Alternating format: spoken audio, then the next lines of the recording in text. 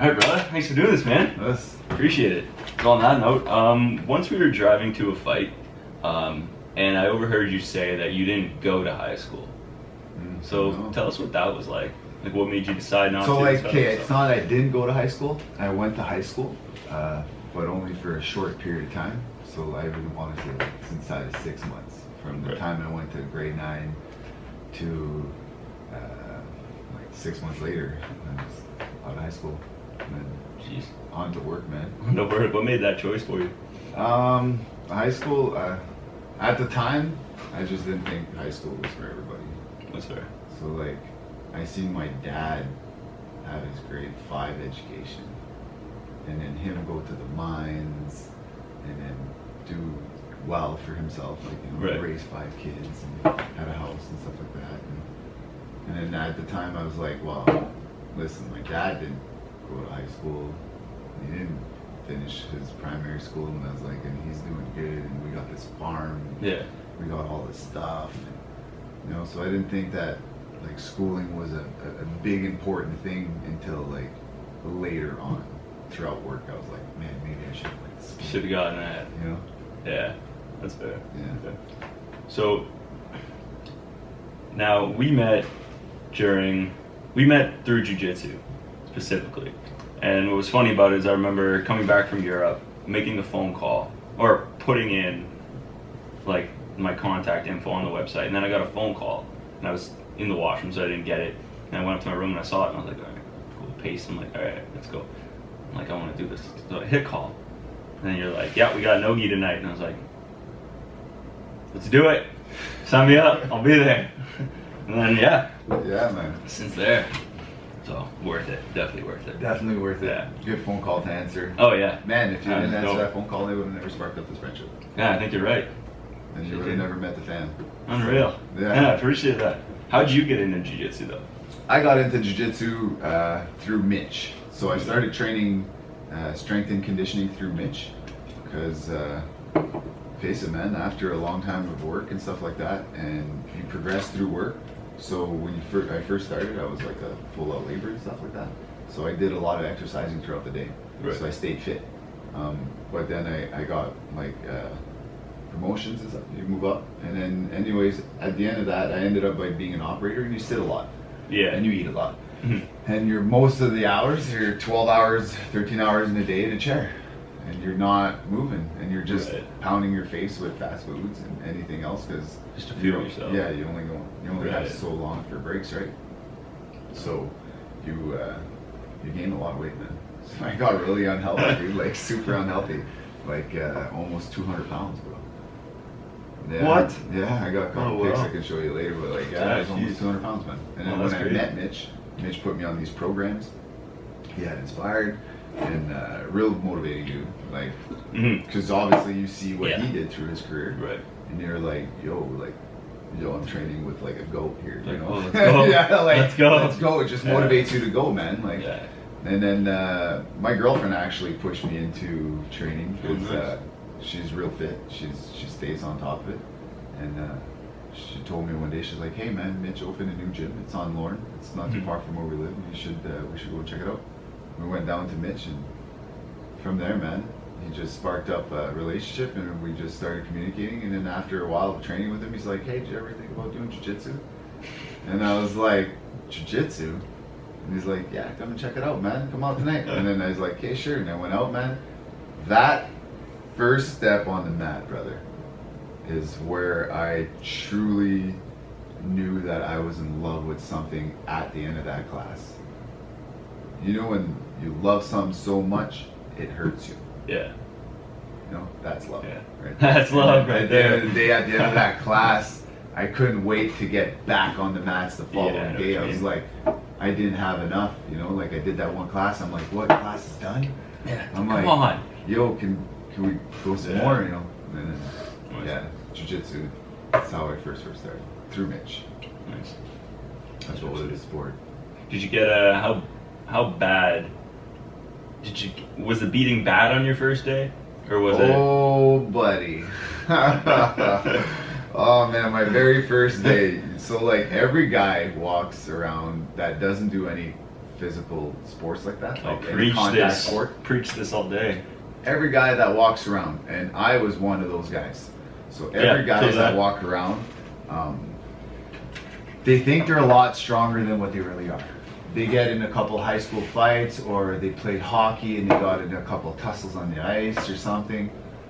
But it's nothing like doing a sports like jiu-jitsu, where it's so technically challenging, and it's so, you have to come over adversity to win your opponent. 100%. It's not. It's a pure mind, chess, physical game. Yeah. Everything is combined into one. It's not a team sport. If you lose on your own. Yeah, like it's you who not, lost. It's not like your whole team lost. It's not your buddy that helps you make Right. you lose. So the very first day I stepped foot on the mat, man, I had a good training session and everything. And at the end of the day, it was time to roll. Professor Monkey's like, "All right, boys, let's start to get some rolls in." So I was like, okay, and I'm looking around, and I was nervous, because I didn't know what rolling was all about, Right. right? And then Professor's like, "Hey, you want to set out this one, and then see how it is, and then tell me if you think you can get in there." And I'm like, "Okay, man." So I sat out the very first couple rolls, and I'm watching, I'm going, and I'm like, "Yeah, man, I think I can do this, man. Get in there." So he's like, "Hey, grab Nikki. Oh, That's no. going to be your first roll." And Nikki at the time Yeah. was a white belt, Right. 4 stripes. So she's been training. She's a been couple, training. Oh good man, amount this of time, girl, yeah. this girl's been training. She's strong. And then man. I'm like, and in my head, bro, I was like, a girl, Yeah. a girl. Yeah. Which is Man. what everyone would think. And of I'm your looking at situation. her, and I'm looking at me, and I'm like, man, I probably got like 20, 30 pounds on this girl, man. And then he's like, yeah, go ahead, grab her. So, man, the first, you start up jits, you're like, Yeah. let's do this. Like, So I fist bump her, We're all here. and then she starts, and dude, for 3 months, this girl put her ass kicking on me for 3 Jesus. months. She beat me Believe up it. and beat me up and beat me up day in and day out. And at the end of that first class, after you get beat up by a girl for like 15 minutes and you're literally trying to do things and you can't do nothing, man, buddy, your whole world changes. Yeah. You're humbled real quick. You're like, oh man, I couldn't get her off my back. She was all over me, bro. Like she was like an anaconda.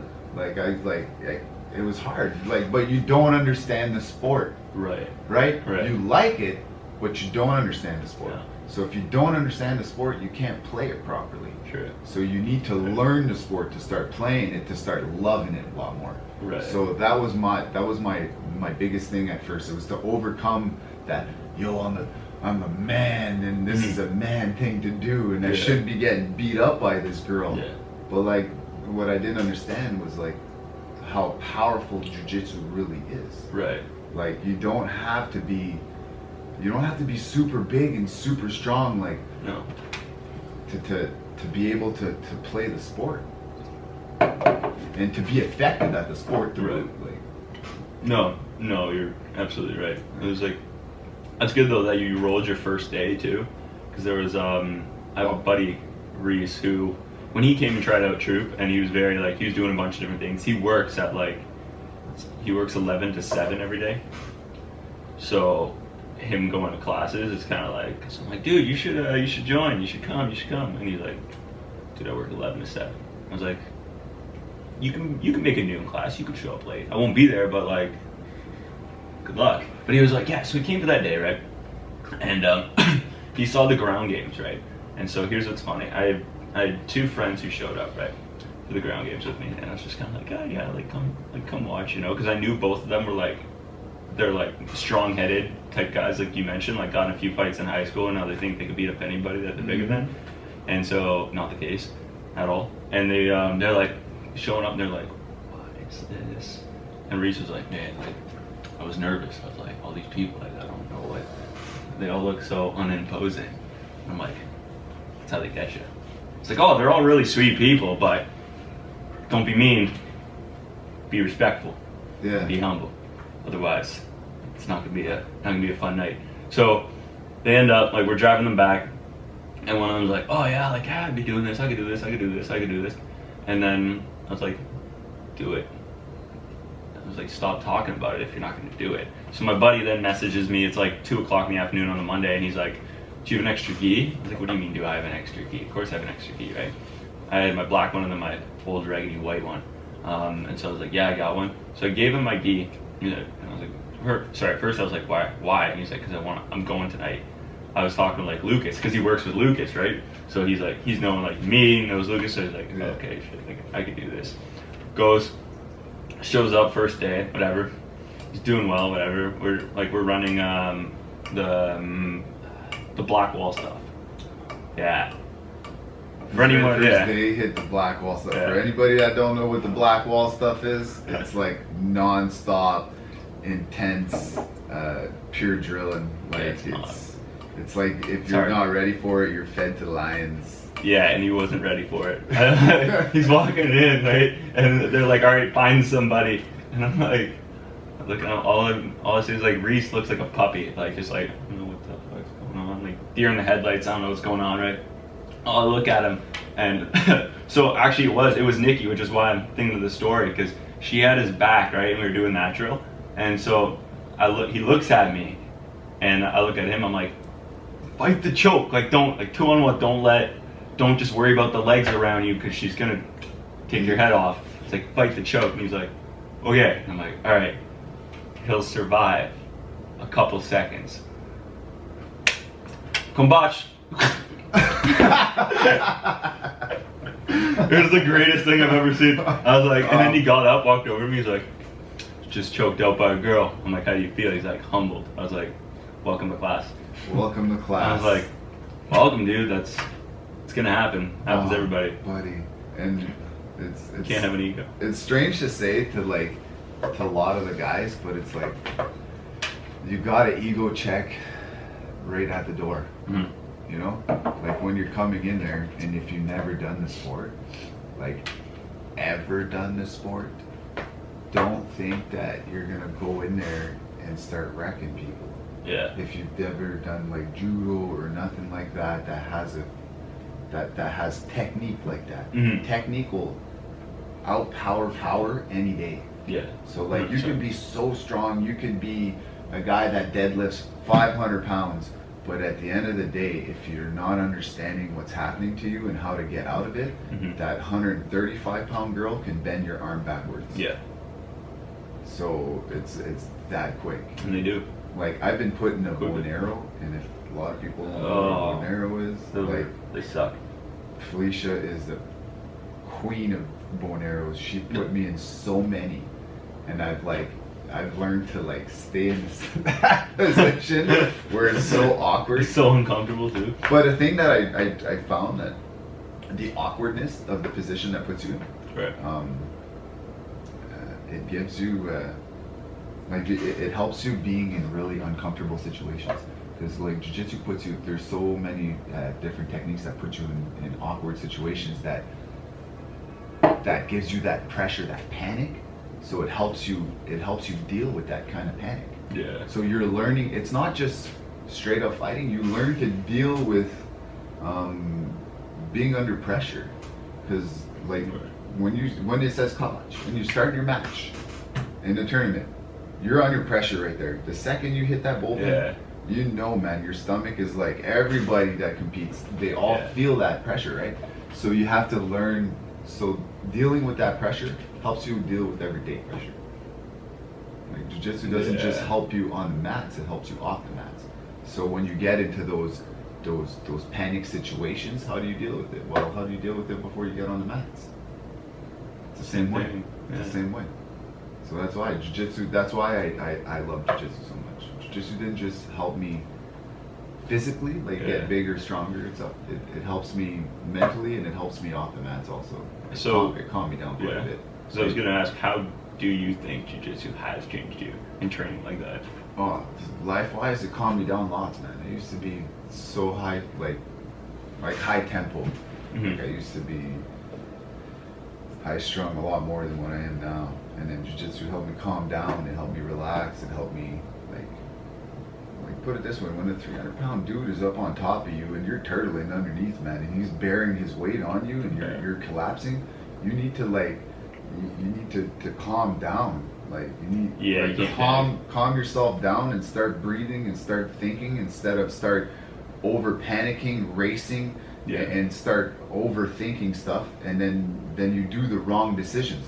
Right. Well, in life, if you panic and you do things and you do the wrong decisions, well, that can financially set you back. That can put you back, with the law too, man. You can do stupid decisions, get put in jail. Mm-hmm. You can do overthinking and overdoing stuff like that, man, can get you into tough situations in life. So I find jiu-jitsu helped me in both ways, man. Nice. Yeah. Not just that it humbled me down, it helped me out in life. It helped me think. It helps me to be a better man. Start doing wiser choices. Right. You're able to think a bit more strategically about things and less just, I can do that. Yeah. Like, don't be More so relaxed. impulsive. Like, start thinking about how you're putting stuff together instead of just being like, I'll just flow with it, you know? Right. Start having a game plan, even in life. Like, I want to do this, I want to achieve this, I want to do this, I need to bank this, I need to do that. So like, it's all in like blocks, like the same thing as like you're drilling. You know, when you're drilling, you're putting it like, the sweep is going this way, that's going this way. Mm-hmm. We're Put the steps together to get put that the angle. step together to get. Same thing with life, man. You need to put all your steps together. You can't just go, I'll wing it and do that one day. Yeah. But how? No, I don't know. So there was something that happened the other day to me. There's a buddy of mine who I hadn't heard from him in years. And like, I met him in 2011 when we did a leadership program together through a summer camp, right? And what he did was he contacted me, and I was like, what's up, man? Like, just send me Facebook friend request. I was like, yeah, what's up, man? How you been? He's like, like, just not too good. And then like explained to me whatever stuff he had going on. I was like, oh man, like, I don't know how you feel. Like, that's frustrating. If you need anything, let me know. All right, simple. And he was like, okay. So then like the next day he was like, man, can I borrow money? I'm like, no. He's like, what? I was like, no, I just don't lend out money. I've had too many times when I've lent out money and haven't got my money back, so I'm not gonna go down that rabbit hole again, right? Just think strategically about it. And he's like, I'm like, what you could do is, how about you do something for me, and I'll do like what I had him do is I was like, yo, if you go like get me this many subscribers by the end of the day, or like I need you to record this for me on Friday. And he was like he was gonna go around and do my other segment on the streets and like go interview people with me. Pretty much. Yeah, work exactly. for the money. Yeah, exactly. I wasn't just gonna be like, hey, here's $25. Good luck for the week. Yeah. No. Like e-transfer him, but don't tell him the password. And well, sorry, bro. And he was like, yeah. So then it was the next day. He was like, cool, I understand. I was like, sweet, hope so. Next day, he was like, hey man. I was like, hey man, what's up? He's like, oh, not much. I was like, cool. And he's like, yeah, man. I was like, what you been up to? And he was like, I'm like trying to get my life together. I was like, okay. So that's your goal, right? And he's like, yeah. I'm like, how do you try to do, like, how have you worked towards that? He's like, well, what I did was I thought about what I need to do better. I was like, okay, but what? I was like, okay, but how'd you do that? I was like, what have you done? He's like, I don't know. I'm like, what action have you taken? That's my question when people ask me, I'm like, what action have you taken to this goal? Or like, you're complaining because of this. What action have you done to fix it, right? What strategy have you used, right? What building blocks have you taken? And he was like, I don't know yet. Well, I can't help you, right? You can only help people as far as what they're willing to do for themselves. Because if they don't piece together a strategy, and I was like, you know what? If this guy had like the lessons that you're telling me right now, that we are just beginning to learn from the sport, that he learns, if he could learn them, he'd be able to piece everything together because he's his own worst enemy. Whereas now he'd be like, well, I know I'm my own worst enemy, but he doesn't. Right? It's a lot easier to fight the enemy when you know who it is. Absolutely. Especially if that's yourself. Yeah. You're like, oh, I'm just gonna push him down, like try harder, keep going. Oh, you fall down twice, get up 3 times, like simple stuff. So like that lesson. So it's you gotta come over adversity, man. Like, if you're struggling and you constantly keep struggling, you gotta find something that's gonna change your struggle Like you got to change the way, and the only person actually that can really help you is yourself. True. So like a lot of people put up obstacle blocks in front of themselves. Right. Like I don't have money, or I don't. Yeah. Hey, I don't have money. How do you fix that? Find something that Get will a get job. you money. Yeah. You know, don't just stay in the same path of like, oh, you know, I can't get a job because of. No, like, there's so much work out there. Yeah. Oh, there's so much. There's a lot of work, and then here's the thing that I find with millennials. And then let me. Yeah, so you're young. I'm not gonna bash Perfect. on millennials. All.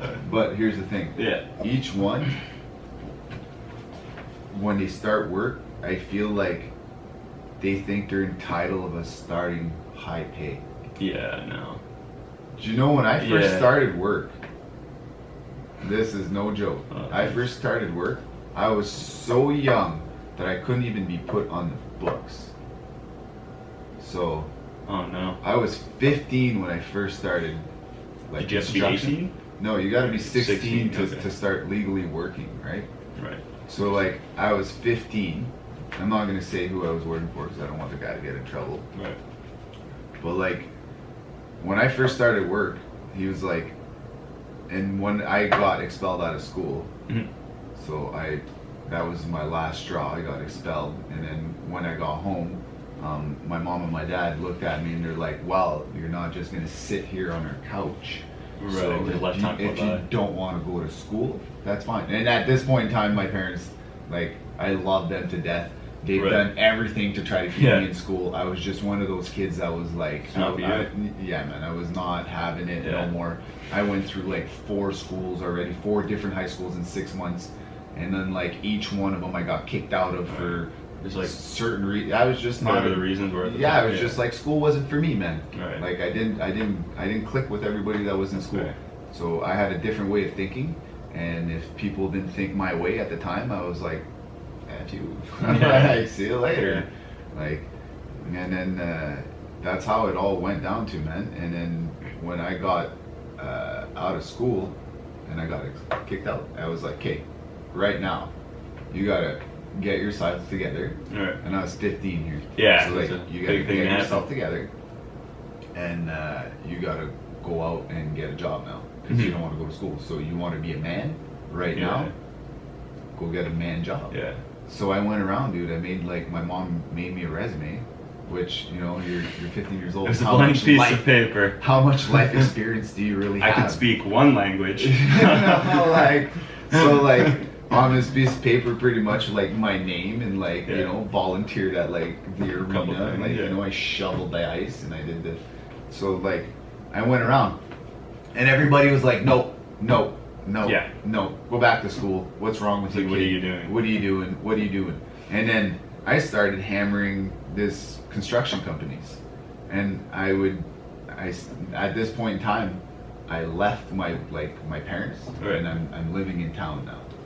I'm staying at my older brother's in town, Oh, okay, nice. so I can find a job a little easier. My older Yeah. brother's going to college at this point in time, so I'm staying with him, and I'm biking everywhere to try to find jobs. Easy. So I'm hitting up all these construction companies at like 6 in the morning, and I'm hitting them up as the owners are showing up there. Right. And I'm like, "Hey, do you got a job? Do you have a job? Do you have a job? Do you have a Yeah, job?" like I'll do And anything. then like Hard. this one owner that I just kept Yeah. on bugging and bugging and bugging and bugging Like you'd repeat. every day. Like you wouldn't just hit up. Oh, one. No, day, one he would day, see like, me day. every single day. Persistence, man. Every day he would see me. So I would get on my bike. I would go to all these places every day, and like I would try to because obviously I'm on a bike, so I couldn't target every one of them every single day. So I would be Right. like, I'm gonna hit up this one for like this week here, and I'm gonna hit up this guy for like a week, and I'm gonna hit up okay. this guy for like a week, and I'm gonna be there, and I'm gonna make sure I'm there every day, so he sees that like I really want a job. Like yeah. So at the end, like, it wasn't even at the end of the week. I think we were like Thursday, and I kept on hitting up this one guy. And then at the end of the day, at like right in the morning, as soon he seen my face on that Thursday when he rolled in, he was like, "Holy cow, man! Okay, kid, you've been here like 3 days in a row Yeah. there. Like, what's up?" And I was like, "Man, I really need a job." And Mhm. he's like, "Can you shovel?" I said, "Shovel?" And he's like, "Yeah, like hand dig. Can you shovel?" I says, "Yeah." And he said, "Do you got a pair of boots?" I said, "Yeah." He said, No shit. you can be in Huntsville tomorrow morning at 7 o'clock. You're 4 minutes, Chico. And I You're said, 4 minutes, Chico. Yeah. Unreal. And I was like, I just got a job. I was like, what? Mom, and I then, made it. And then he looked at me and he said, wait a minute, you look kind of young. And I was like, No, he didn't know how old you were? By the resume? And then he's like, well, because it doesn't Right, say no age. age on the resume, right? So he's like, how old are you? I'm like, 15. He's like, you're not even old enough to work. I said, I'm like, he's like, Well, if you want the job, I pay you $6.45 an hour, and you pick up your pay at my house once a month. Keep track of your hours, is what he said. And I will give you a shot, kid. Don't blow it, because you only have one shot. she's $6.40 an hour. $6.45 45 an hour. Yeah, that's what I worked for. And I would, Once a month you get your pay. yeah, Keep once track a month of the hours. I get my pay and keep track.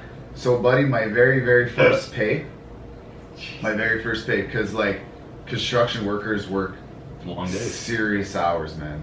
Like, I mean, like when people say, oh, we work hours. No, man. Construction workers, especially out of town, when they have to travel to a place and they stay there for 2 weeks, they work 14 days straight. Yeah. And each day, not one of those days will ever contain less than 12 to 13 hours of work. Not one. Average days, like, I mean, an average day out of town is about 15 hours a day. And especially in the summertime, because you got so much light. Right. So you're Take working, advantage of it. You start work at like 6 in the morning and you ain't done till about 10:30, 11 at night. Fuck yeah. And then you still got to eat and shower. Yeah, So yeah. my 6:45 on those hours, I got my first pay, and I was like, I am so rich.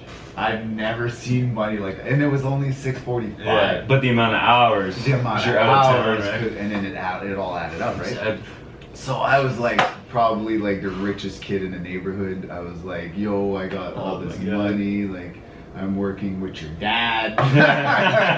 You know, like I was like that I was like that kid Working now, with you your know. dad. Everybody was like, holy That's cow, like yeah. and then from there, I just had motivation, man. And just like I knew I didn't want to stay at that level.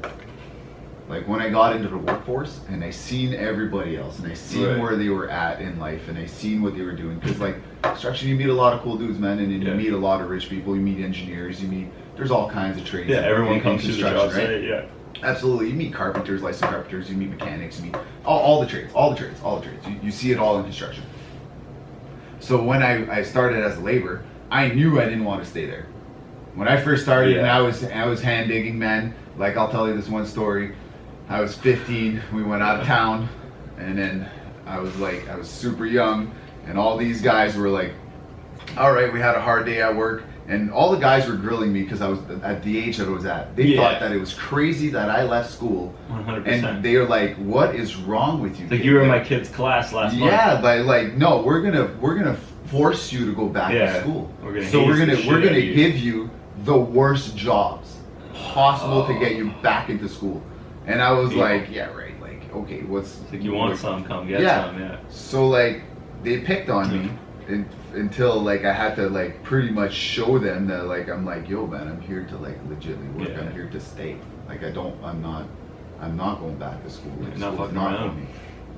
So dude, the one day I worked all day.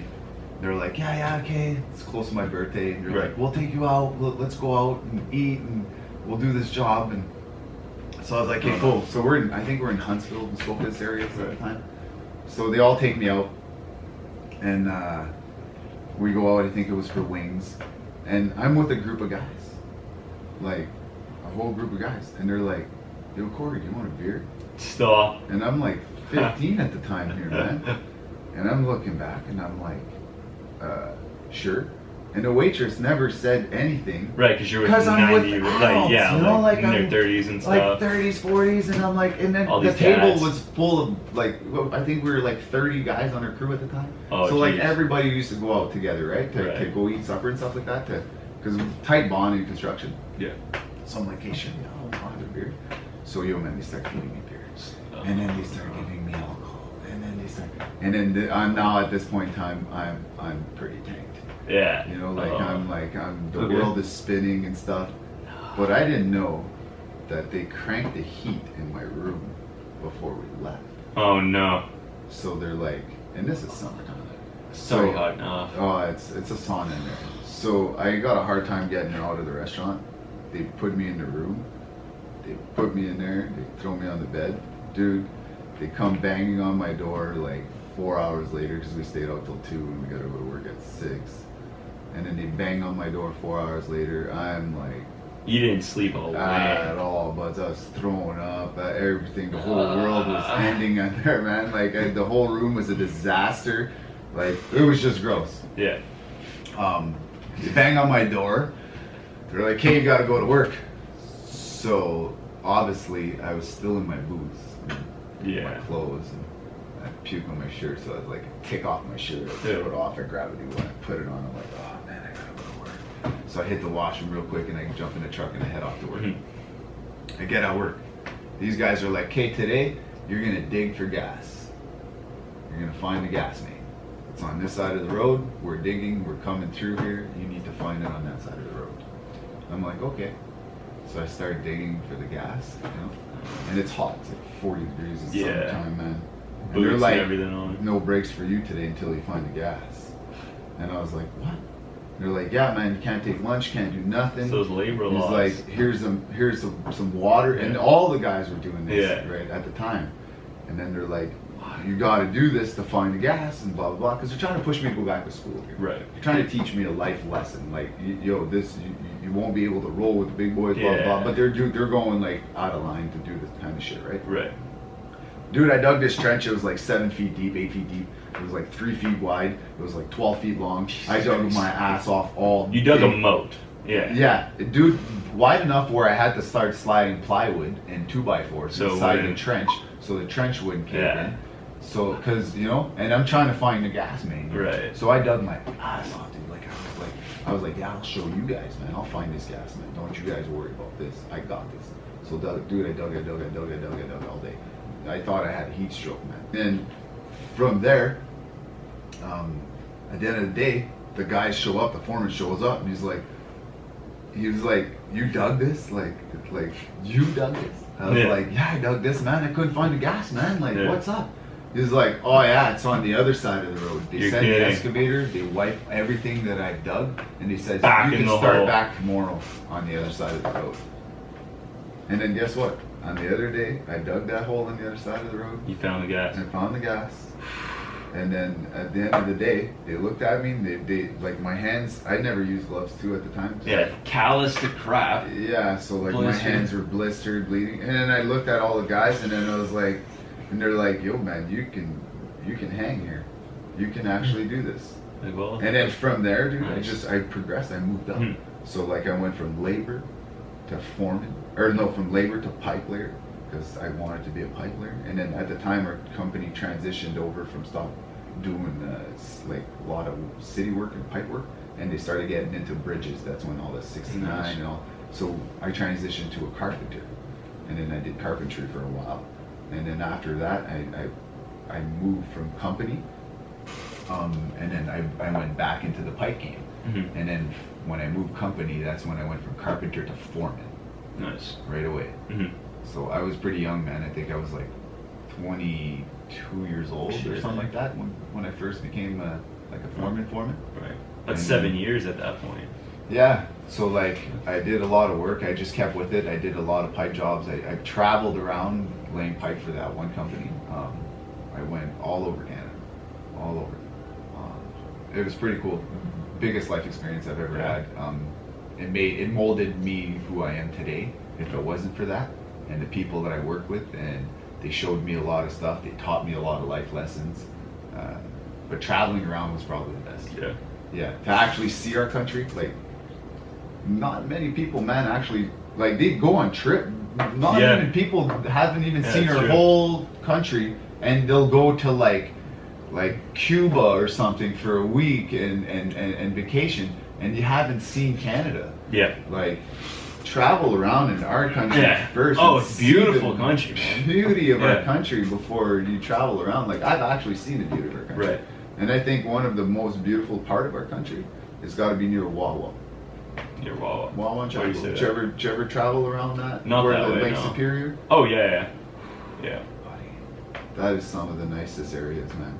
And like the Yeah, landscape of that land is Yeah. breathtaking, dude. Sorry. Like I had the chance to work out there for a long time, and I did several jobs out in that area, Wawa, Chapleau. I traveled all these little towns, not just big great cities, but I hit up all the little towns. So I've actually got to see in between and chat with the locals and went fishing with some of the locals. That's cool. And then it's just stuff like that, man. It's real cool. Like our country's super beautiful. Just integrating with everyone and everything. Oh, absolutely, Yeah. man. That's the way to do it, though. Diversity throughout the whole country. Like you think you're in the middle of nowhere, and you're like, and then all of a sudden you meet a Ukrainian dude, you know, and then he's got like a resort of some sort, and you're like, and then you get to chat with him, and you're like, how did you get to come to Canada and this, and then you hear his story and his side of where he was from, and it's just cool, man. It's super cool. Yeah. Is there? So those were probably your favorite places to go that you went to? Or what was the furthest? Different question. What was the furthest place you went? Because you were based in Sudbury, right? Mm-hmm. And then what was the furthest place you go? So I drove out to Saskatchewan. Ways. Yeah, so I left from here to go stay with one of my really close friends, Sean, which passed away recently. He used to do on the oil rigs. So you'd ever see those shows where it's like the heavy duty oil drilling and stuff like that. So that's him? That was him, man. He did that shit.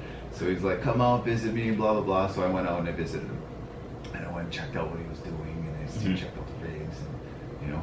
And then, that's pretty cool, man, to travel from Suds all the way out there. It's like, Ontario's got to be one of the longest provinces to drive through. Oh, yeah. I was like, holy cow, I'm like 20 hours in, and I'm still in Ontario. I was like, and then Manitoba. Man, like, you're still gonna get through Manitoba. Yeah, like you like not as big, but no. still. But then you hit Saskatchewan and you fly through Saskatchewan in like 3 hours or 2.5 hours, and you're in Alberta. And I was like, it's pretty flat there. This is pretty crazy. Yeah. It's a difference That's from hilarious. going to Rocky. Like you see, it's not like Alberta where you got the Rockies. It's all Rockies. But like Ontario's so you got everything, right? You got the flatlands, you got the rocks, you got everything. Like it's so beautiful, man. It's got all different, It dips, it dives. It's got everything in it, man. It's got a little mix of everything in it. And then you hit up Saskatchewan, dude, and you can watch your dog run away from you for days. Like it's so flat. Like you know when they say it's like it's the sky has no limit there. Like here in Ontario, like there's trees and rocks when you're looking that'll cut off some of the sky that you see. There, dude, it's all sky. You stand out and there's no big trees or nothing that like really blocks all the landscape or anything. Yeah. It's like it's just farm land and sky. Everything is flat in between, man. I was like, wow. It was it's cool, but like that's what I mean though. You get to see like our country has so it's beautiful, man. It's so different. Every province you fly through, you see difference in how the landscape changes. No, I completely agree.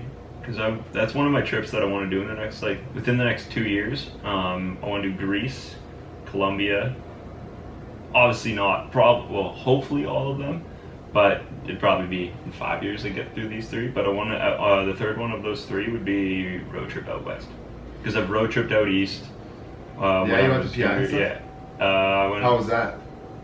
Oh, sweet. PI is sweet, eh? Yeah, we did, we whale watched. This was like when I was younger with my family. But we went and whale watched, and we also drove and took the train through the Rockies as well.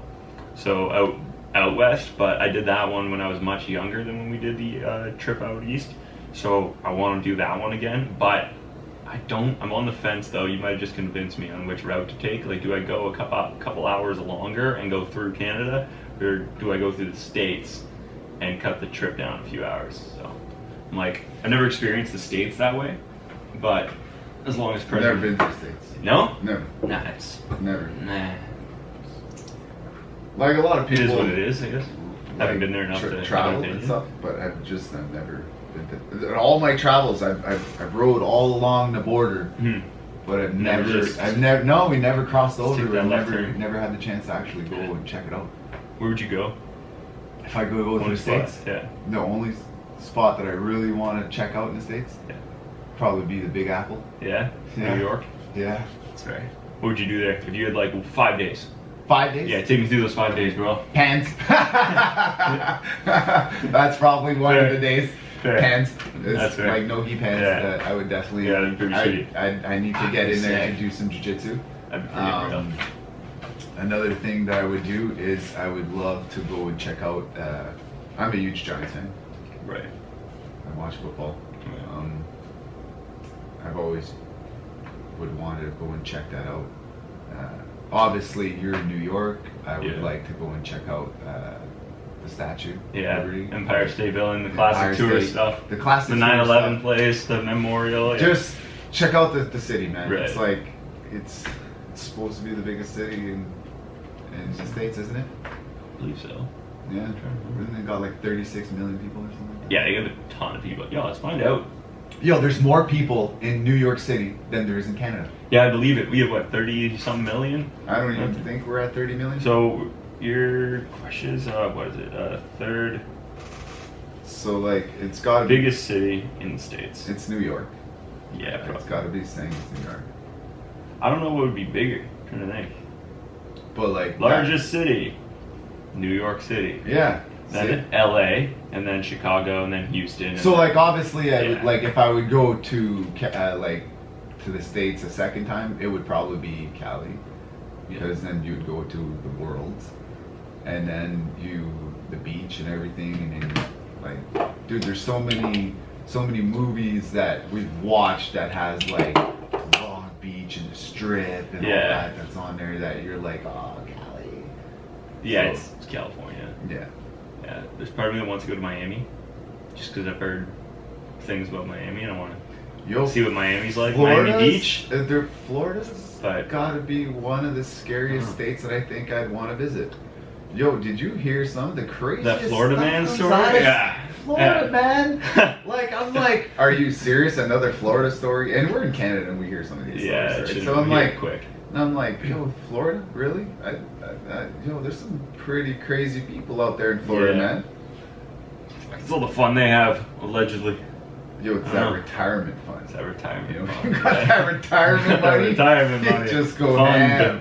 Yeah. Yeah, Man. yeah, for sure. But no, like New York, man.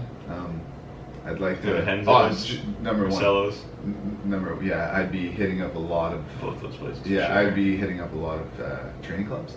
I'd be training, just visiting. What do you think the uh, drop-in fee is? American, so it's probably a little more than ours. Yeah, probably. We don't. Because Do like we our have a drop-in, drop-in fee? yeah, we are dropping Yeah, fees okay. like $25. Right. Okay. So Or 25 Right, bucks, should 20 probably bucks like- or something like that. maybe like 50s for Henzo's. So I bet you over there the drop-in Yeah. fee's probably anywhere around like the $30 American, probably like 30.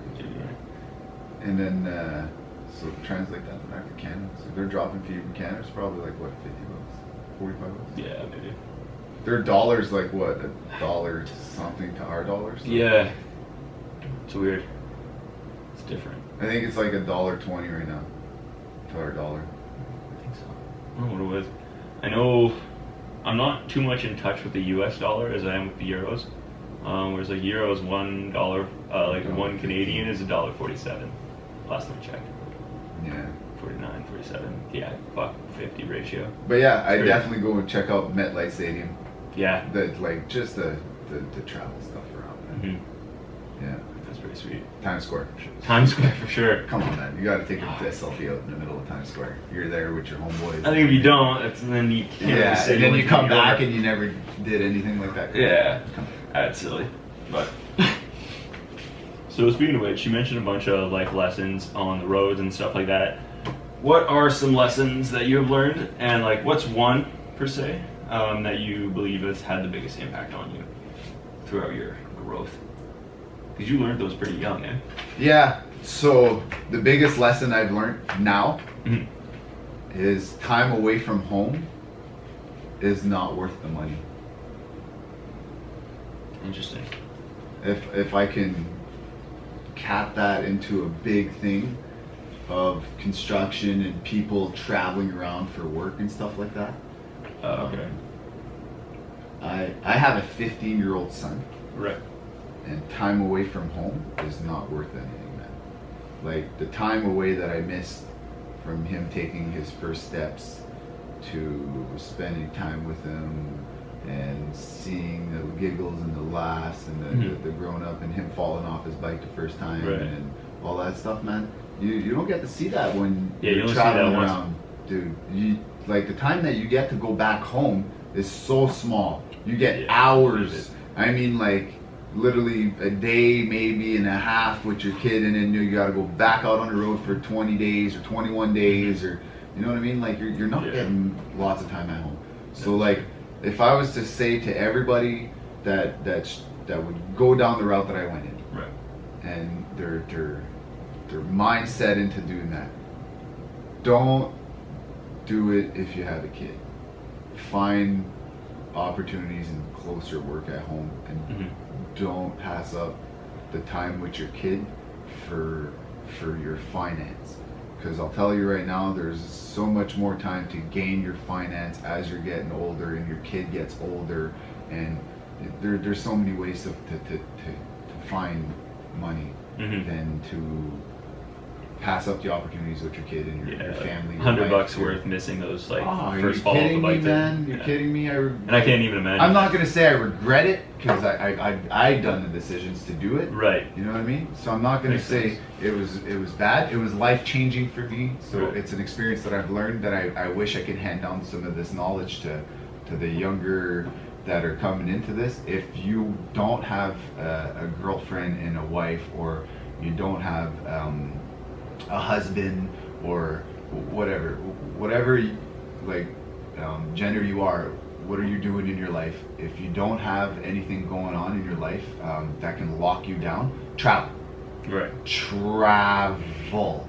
Like I got a buddy right now and his girlfriend, they're dumping everything they have, all their house, and they're leaving at the end of the month, and they're going to Bangkok first, and then they're just traveling.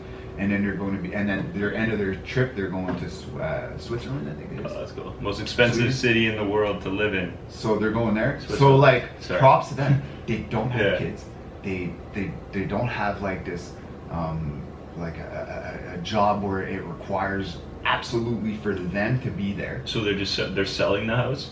So no, they got an apartment. They sold everything in their apartment. Okay. They've been banking money. Right. They've been planning this. This is. Hey, next week. Yeah, honey, we're traveling. Yeah, you want to go the next 6 months, and no, they had to do. They had their steps. Absolutely. They had to take their shots. Absolutely. And they do all that stuff. I'd love to but find like out what those are like. that right there, I envy that. That's a time where he's like, yo, we're gonna go travel.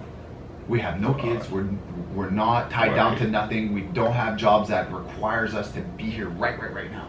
So let's travel. So now they're dumping off all their stuff. They're picking up. They're leaving. Yo, man, that's crazy. Yeah, it's pretty crazy. They don't know where they're sleeping, what they're doing. Oh, that's the best part about it. What you're eating. They don't have like a schedule stop. Like, you know when you book a trip, right? Yeah. You're like, you book that vacation to vacation trip, right? Okay, you're going on this vacation trip, and then you're like, okay, well, on this vacation we're gonna stay here. We're gonna book a hotel, and then we're gonna rent a car from here, and then we're gonna sightsee here. And your trip is like planned when it's out. such a short time, like a week. These guys are like, we're going to Bangkok. We'll figure out from when we get there. Yeah, we'll figure out how we're gonna get to Switzerland. We're gonna figure out where we sleep. Right. We're gonna figure out. We're just gonna wing this shit. There's no plan. There's no map. There's no what we're gonna go and sightsee. Right. We're gonna go there. The world's talk to the locals. Right. And be like, it's the best way to do it. What's up? It's the best way to do it. That's what they're doing. 100%. So like, for them, that's when you're young like that. Like, I want to have them both on when we're done. 100%. Right? 100%. That's what I say. But if you have a family, and if you have a significant other that you're tied to, don't. Right. It's not worth that. Don't spend the time away from home for money. There's no sum of money that's greater than the life that you're gonna live with or the time that you're gonna miss with your spouse, your friends, your family, your brother, your sister, whoever it is. There's no time there's no amount of money that's ever gonna make that time back. And Yeah, fair. yo, you're only here for so long, bro. Right, and you can Like get that money everybody's back like, in I got tomorrow. Yeah, well, tomorrow turns into a week turns into Yeah. a month turns into And a then year, at some and a year point turns you into 10. won't have tomorrow. And then all of a Yeah. sudden you're 10 years later and you're like, Shit, where tomorrow? yo, man, my boy's 10 years, and you calculate the amount of times that you've actually been home and And you spent time with him. How You're much like, money you made, and you're like, well, does it really? does it equal pan out? out? Yeah. Does it pan out? No. It doesn't. No. It really doesn't. Makes sense. So like at the end of the day, that's probably the biggest lesson I learned in life with traveling on. Not what the knowledge that's been passed down to me through work. Right. That I greatly appreciate. Man, the stuff that I've learned through all the older generations before me, Right. and props to all the baby boomers, man. They really paved the way Yeah. for guys like me and everything else that came Yeah. behind them, like my parents' parents that built this country, that put the time, the hard work. Because I see what they did back in the day, and on some of the jobs I work on, Mm-hmm. and I'm like, yo, how the hell did they build that Yeah. with those kind of tools? We got these fancy tools now, these power tools, everything. Cordless And drills and shit. They didn't have that. You know what I mean? Like Yeah. they didn't do none of that. And you're like, the times back then were a lot harder than what they are now. Right. And they were able to 100%. construct what they did. Right. And it worked, and it was efficient, and it brought us to this day. Yeah, it and allowed now us we're that just changing opportunity. it now.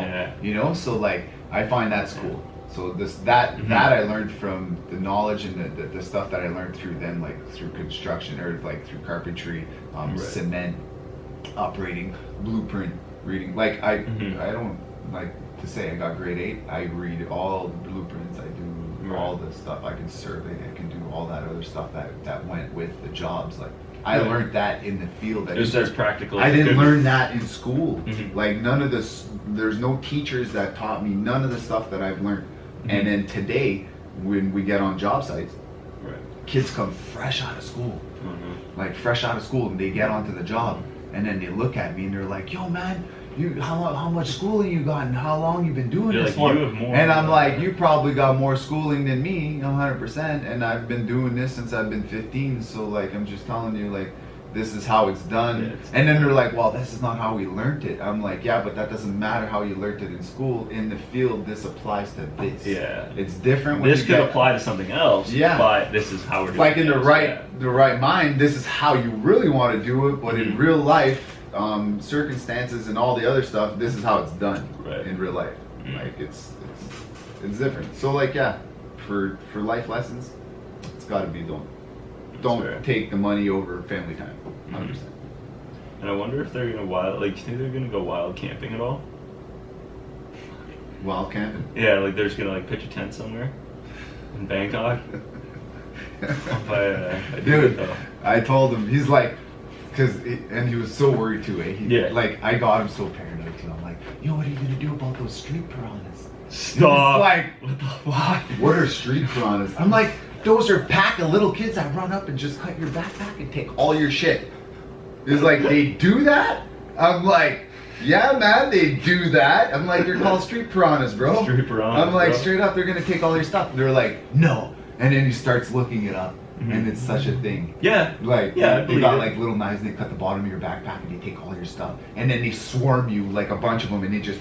So he's all paranoid now. So now he's like trying to bulletproof his backpack. Get that reinforced. He's Kevlar. like, yo, where do I get the like a heavy duty backpack? And I'm like, yo, man, it's like you're good, man, you're good. So you'll be So I fine. gave him one of my traveling backpacks. I had this. It's like a hiking backpack. It's got the reinforced bars in there, so it takes Oh, off the tension sweet. off the bottom of your back Right. and stuff like that, so you can backpack for a Less. long time, right? Yeah.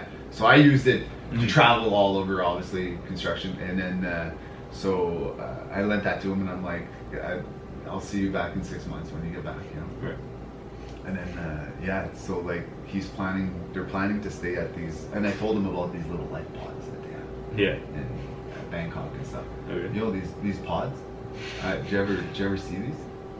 Never hear I of don't them? think so. So okay, instead of renting a motel room for like hundreds of dollars, Okay. you can rent in Asia now, in Thailand, Bangkok. Bangkok. Life pod. Yeah, they're just little pods that you can rent, and it's just like it's in a motel. It's a fancy motel, but your pod is like literally like $15 a night.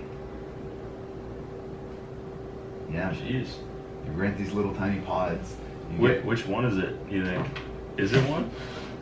Like it's sleeping pods. You should write like the sleeping pods. Yeah. Find like Put a sleeping pod. yeah, sleeping pod. Yeah. You'll see what I mean, man. They're like motels, bro. And that's all there is just like Oh, tiny Singapore. little pods, bro. And they got TVs in them and all that stuff, but they're just like you can rent 2-man pods or single pods, and it's like it cuts the cost dramatically. A lot of people that's what they're doing now too. Like something like this, like a little. Oh, That's exactly Yeah? it, bro. That's Okay. exactly it. that's what those are. 100%. Oh, that's crazy. Yeah, man. You can rent those for like $15 a night. That's wild. Yeah. Jesus. Man. And that's like, and now like backpackers are starting to use these now a Right. lot more. It's becoming Yeah. a thing. It's like, and then you get to, there's full motels of straight Right. just that. Jesus. Like, That's there's pretty cool. thousands of these little pods in each wing. Each wing, and then there's like a washroom in the middle. Mhm. So like each floor for you, because you only use your pod to sleep, and then Right. you got your little locker that you use, all in the same wing.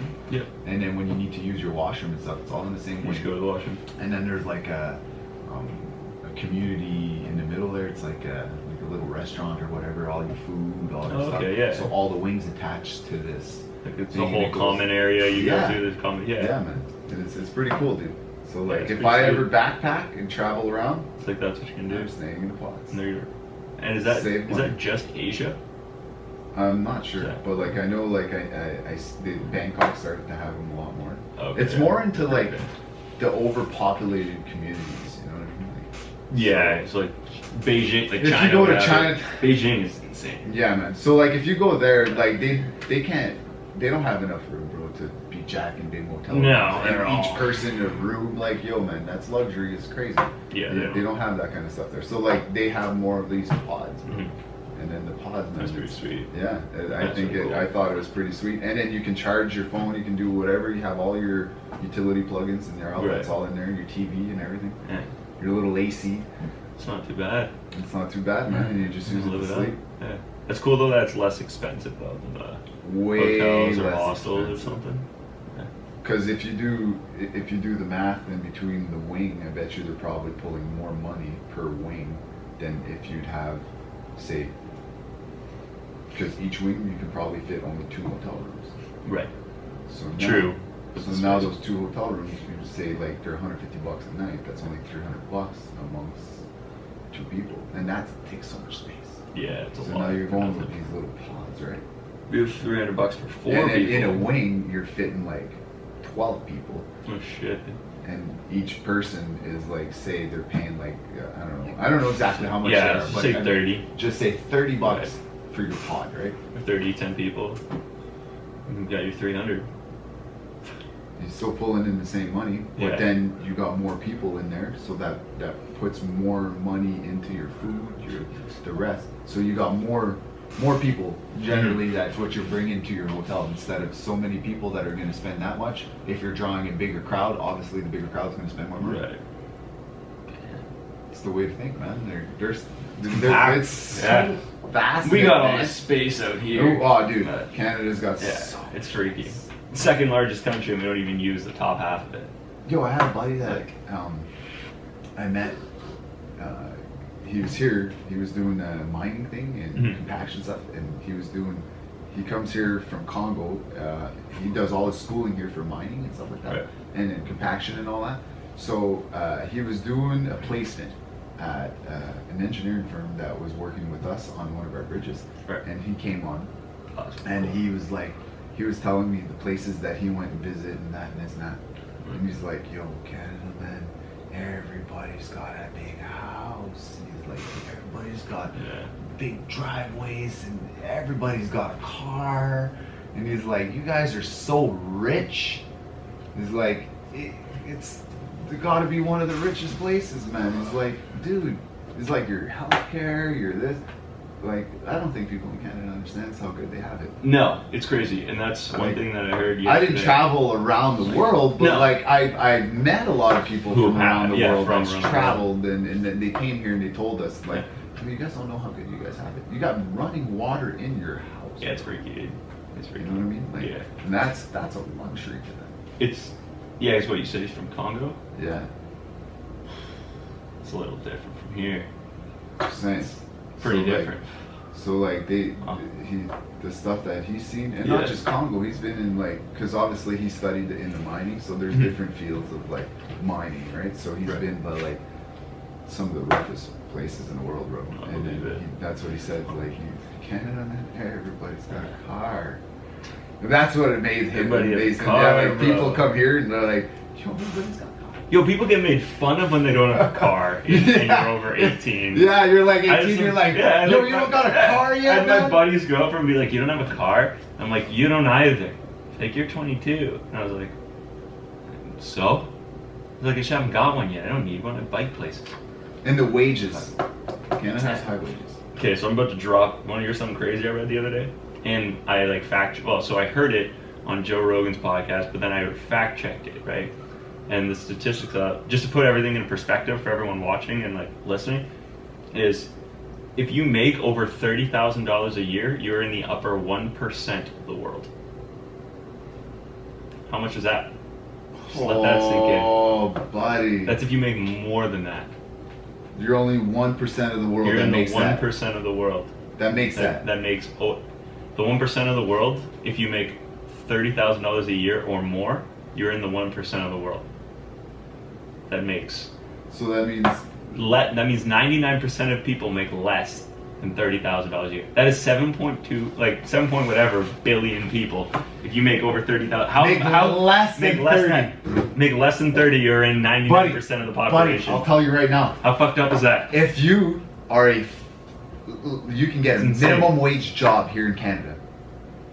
Okay, wait. I don't think all our minimum wage is all the same here. No, like because I think Alberta's 14, minimum 15. wage is like $16 or something. Yeah, ours is what, 14.50, 15? I think it's close to being 15 in the region. Whatever it is, yeah. Whatever it is. More than 12, less than 20. If you make $15, okay, do the math on this. You make $15, 40 hours and you work. You work a construction job because there's more construction workers. There's more infrastructure people in the line of work in Canada than there is of like doctors or any other trade, right? Right. Because infrastructure is huge. It's all our roads, it's our buildings, it's everything. It's all our trades, guys. I don't think any trade person or anybody that's in that type of work works less than 50 hours a week. They work 10-hour days. Yeah. And then you get like the guys like us that work like the 12, 13. Now do that at $15 an hour, and you're working say 60 hours a week. Yeah. And you're making a little bit more than 30,000. And you're just an average Joe Blow here on that. But you're like us right now sitting down talking about it are in the 1% of the world. Yeah, I'm definitely in the 1% of the world. But it's like that's just going to say I don't like in Canada. That's why people think Canada is so rich. They're the people that like the jobs that are here and the amount of hours that we actually work. Mm-hmm. Like, but on that, how many hours is that based on? Honestly, I think they do classic like 9 to 5, 40 hours. 40 hours, that's what they base it on? I think if they were to do, I think that's just on, like it might have just been a survey they took or something like that. I'd have to look more into it. I don't know. I'm not sure. We can find out. So like, what's minimum wage in the States? Okay, I'm gonna see. I never thought of that. I never think of like the States with most things. I always think like compared minimum wage in the States and then compared minimum wage in Europe and then do Canada after. Like I'm telling you, like. Okay, minimum wage in the States. All right, here we go. Ooh, this is cool. It gives us the whole. It's different for every state. Like well, it's different. As you can it's imagine, different here for every province. Like has mandated. Okay, so guess what their minimum wage is, no matter what, for the federal government. Since July 24th, 2019, the federal government has mandated a nationwide minimum wage of $7.25 per hour. What? Yeah. That's their minimum wage? Yeah, and then it depends on, peaked at 11, because of the inflation adjusted dollars in 2018, it is at 11.79 per hour. And then, yeah, so $11.75 an hour. Yeah. Okay, so what's minimum wage in the U.S. in 2018 remains the minimum one is $7.25 per hour. $7.25 an hour. Yeah, they're fighting to increase it to 10. So and they wonder why people don't make 30 grand a year. Yeah. To Canadian dollars, the U.S. dollar for one United States dollar equals $1.32 Canadian. So I was almost right. I thought I said $1.20 a while ago. Yeah, I think so. So it's even more than that. 32 cents a bit more than our dollar. Yo, that's money. That's crazy. So like, what's that if they would work a $7 an hour job? Okay, let's do the math. Compared to our minimum wage. So Yeah. say do on a normal person that would work, say, a fast food job, right? Yeah, They'd so probably it's work about 14.50. 35 hours a week. Yeah, so times 35, 507. 507. Plus they got to pay tax. Right, so then let's multiply that by what, 1.15? Yeah. Go with that for fun. 583. No, I should have divided it. You got to divide that. Might have just fucked up. Yeah. Okay. Well, let's go with that. That brings that just goes to show you that their country don't really care, man. No, Dude, I don't know what goes on with that. their country don't care. You, Man. you know where I think all that money goes.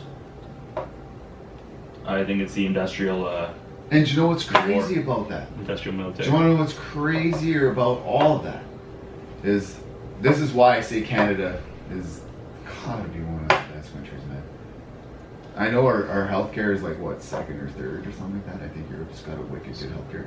Yeah, they got. My buddy got his appendix removed. Not his appendix. His navel bursted. His belly button bursted when he was just after he finished climbing the Alps. This was after he did the Alps, before I met him in Germany, and he was in Germany just kicking it in one of the hospitals. He's like, yeah, it was great. They gave me pudding. Cool, James. But they fixed it. Yeah, they fixed And him for up free. like it was nobody's business. Yeah. It's that travel insurance. Okay, so like I know they got wicked good healthcare, Yeah. just like Canada, something like that. Or probably even better. Yeah. The States, man. Dude, you make $45 an hour? $7.50? Yeah, $7.25. $7.25 an hour? Yo, It's low. you make $7.25 an hour. You walking home from your job, right? Mm-hmm. You're not paying attention or whatever. You had a rough day, and you're coming off the curb. You roll your ankle and you break your foot. Yeah. Yo, you got a hospital bill now, Just man. for X-rays, just to find out what's wrong. That The you clinic? need to pay for, and now you got to pay rent on this, and you got to pay your phone. You got to pay your. How do you live? Yo, how do you live, man? Oh man, it freaks me out. That's what I mean. How do you Freaks me out a live? lot. That's like, and then people sometimes here are like, and I'm like, don't ever bitch about Canada, man. Yeah. You've no. got it made here. No. There's so much work. There's Mm-hmm. an abundant amount of work here. So There's all kinds of trades. There's schoolings are some of the best. We have, it's all over, man. Like Canada is such a good place to be. it's my favorite From country. the healthcare, from your, like even our minimum wage is now $15. I think they were talking about it. It's going to be going up and up and up and up in the next couple 3 years or something like that. So, and that just goes to show, like, what's up? Okay, so the average net salary, and I'll explain why I chose Croatia. So the average net salary is 3,500 euros. Okay, in Szeged, so Croatia, and what that is, anyways. So when I was in Croatia, so I guess 505.9 euros per month is the average. Okay. When I was in Croatia, my buddy James and I, we tipped these waitresses. and we tipped them. But the thing is we gave them like 10 euros. You gave her 10 euros? We gave them like 12 euros between the two of us. Okay, so if their per month is 505 euros, and that's average, that might not have been them. They were serving at like a relatively fancy, nice restaurant, right? Yeah. But still serving their hostess and servers at restaurants, not like business owners, right? So gave them like 12, 15 euros.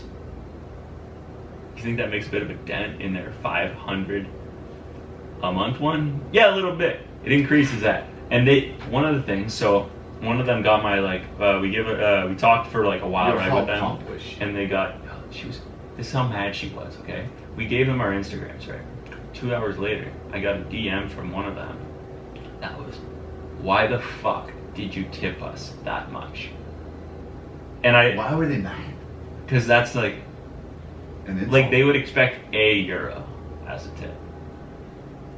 Because it's 500 bucks, for example, right? Yeah, 500 bucks. Why would you be mad? It's I'd so be grateful. I don't know. I'd be like, oh my god, you just gave me some. Like, we're not pitying you. We're just like, yo, it was a great time chatting with you. We laughed so much. Like, here you go. And they were just not about it at all. Like, she DM'd me and was like, what the fuck? Like, why would you? And then James and I are just like, this is our money. Like, food was really good. You recommended the food. Like, believe that. Yeah, dude. She DM'd me and was like, what the fuck? Why would you tip us that much money? And James is like, consider it to your education. And like one of them I think was studying to become a dentist, right? Very smart girl. Studying to become a dentist. And the dentist, because James and I talk wages, right? That's why this conversation's coming up. Because I'm like, we talked wages with all of them, right? Because we told them what we do. And then they were like, oh yeah, cool. And then, because James is like starting to be a nurse, right? And so he was like, yeah, I look to make this much to this much. And they're like, what do you, and they're like, what? And we're like, that's not even, and I'm like, yeah, I can make this to this one. They're like, that's not. And we're like, that's not a lot because we're starting out at that. And they're like, oh, fuck. Like, I think dentists, they said, would look to make like 23,000 a year. Like dentists, dude. Like the dentists who have houses on the lake. Dude.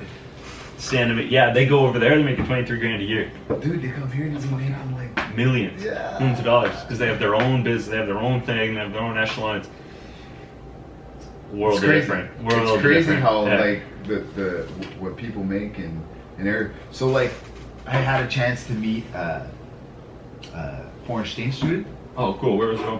From Brazil. So there are two of them, a husband and wife. They came down and. They were working actually with my father-in-law at the mines, and they were doing this electrical whatever they were doing. Right. Anyways, and I had a chance to sit down and have supper with them, and they were telling me how much money they would actually make when they go back home with the education that they have here. And I was like, oh, what are you guys taking? And they're like, oh, engineering of some sort. Anyway, she's like, I'm going to go back home. And she's like, I'll be making about $25,000 a year. You make like start 70 here. And I'm like, whoa, say that one more time. Whoa, she's like, yeah, I'll be making about $25,000 a year. I was like, yo, you're an engineer, man. Yeah. You should be making like 100, if not more a year. Yeah. And then she's like, no, in our country, like, this is each job has a base pay. You don't move up. You know what I mean? Like this is what we pay you, right? And that's it. So you gotta be happy with what we pay you. Mm-hmm. There's no promotions like, and if you do get a promotion, it's not like you're getting a money promotion. You're getting like a job title promotion. God, and I'm like, are you serious? She's like, yeah, that's why when we're done here, we're gonna go back to our country. We're gonna work, but we're gonna apply to be able to come to Canada to work. Right. Because they looked all around. Mm-hmm. Like they were looking at the States, they were looking at where to use their education and move to and to make good amount of money. And then she said that if they were to move to Canada and start here in the mines, they would automatically start at $230,000 a year. Wow. $230,000 a year. I was like, that's a start pay for what you're going to school for, and your country was going to give you 25 grand? I was like, what? I was like, so yeah, that just goes to show you like the amount of dollars that are difference in between the countries and what it's worth. And Yeah, it's a lot. And what other countries literally paid it. It's a big difference. It's crazy. And then there's some countries, when you're born, they tell you what you're going to be in life. Yeah, I don't understand. You don't that. get the right to choose. You're like, you're this. You're like, That's it. I can't even piss on myself. Like by myself. And you're gonna...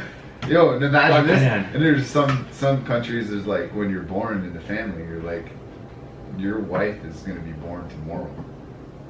You know what I mean? And you're like 4 wow. years old already. Hmm.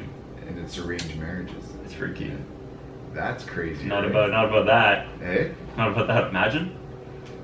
Could you imagine being arranged marriage? How do you think that's going to go down? I don't know. So like, you're 4 years old, your wife is just she's just born, Right. and then you guys grow up not seeing each other, not Getting to know the other, nothing. never seeing your significant other, and then at the age of 18 or whenever they feel like it's time for you to get married, they're like, okay, tomorrow you're gonna meet your wife, and you're Big like, deal. oh boy. Like, oh shit, you don't Deep sleep down that much. inside, you're like, She better be a type. full panic mode. Oh boy, tomorrow is like, It's a big day.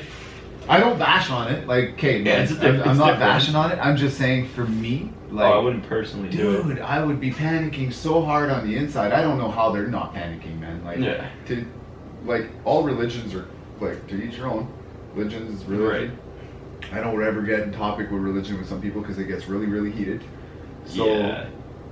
everybody's got their own beliefs. Yeah. 100%. Everybody's got their own beliefs. Mhm. Believe what you want to believe in. I'm not here to bash on your belief. I'll sit here and talk to you even though you, Like you're one thing or the other. yeah, you can be like, oh, I love Satan. I'd still sit here and have a conversation with you. I'm not going to say you're wrong because who am I to tell you you're wrong? Right. Right? No one really knows. No, nobody knows. Everybody do your own thing, man. But to have somebody be like, okay, tomorrow, man, you're getting married, and you're like, It's like, actually I can. I'm supposed to be boating with Jimmy at 2. snap, Dad, I had other plans. You know, like, Sorry, Dad. you know, like your life is planned out for you, man. That's crazy. Oh, yeah, I can do that. That's crazy. I couldn't do that. Here's the thing.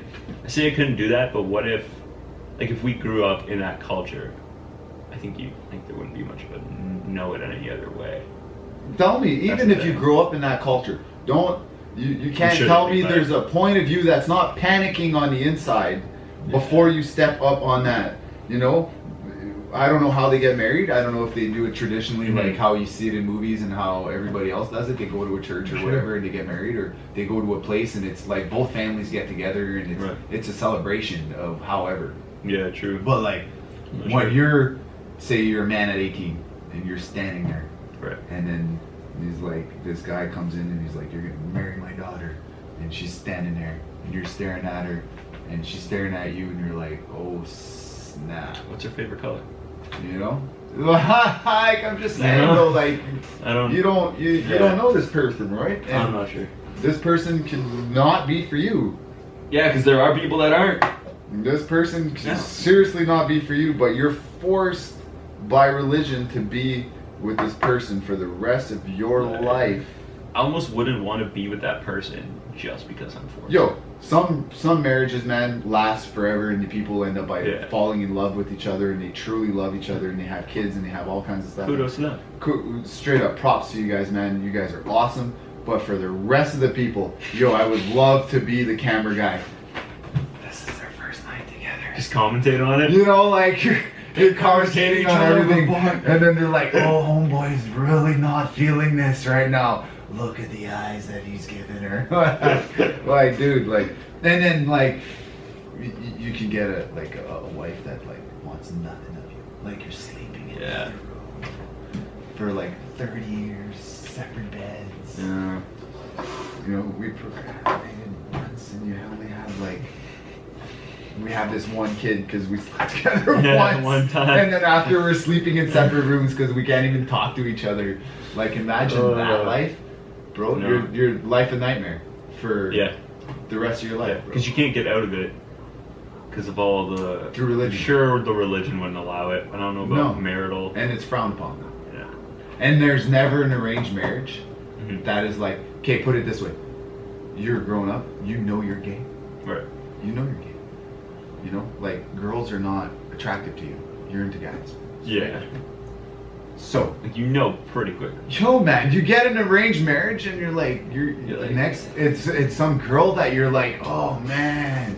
And then you know deep down inside what you are. Yeah. Right? But you can't say nothing because society's going to look upon you at a different way and a different thing. And then this is an arranged marriage. And it's not like, and I feel like everybody that ever looks at arranged marriage is like, oh, no, man, that's like India stuff. That's like, you know, that those are Asians. Those are, you know, they're from different cultures. No, man. Arranged marriage happens here in Canada, too. Yeah, it's just about... Like, it happens all Religion, over the for sure. world, bro. It Religion, could be belief happening system. to, right, your next door neighbor could be Mhm. arranging a marriage right now. Like, you know what I mean? Right. It happens You don't know. everywhere. It's not, Yeah. it's not talked about. It's not, Mhm. people don't ever talk about it, but, like, it happens everywhere. It does.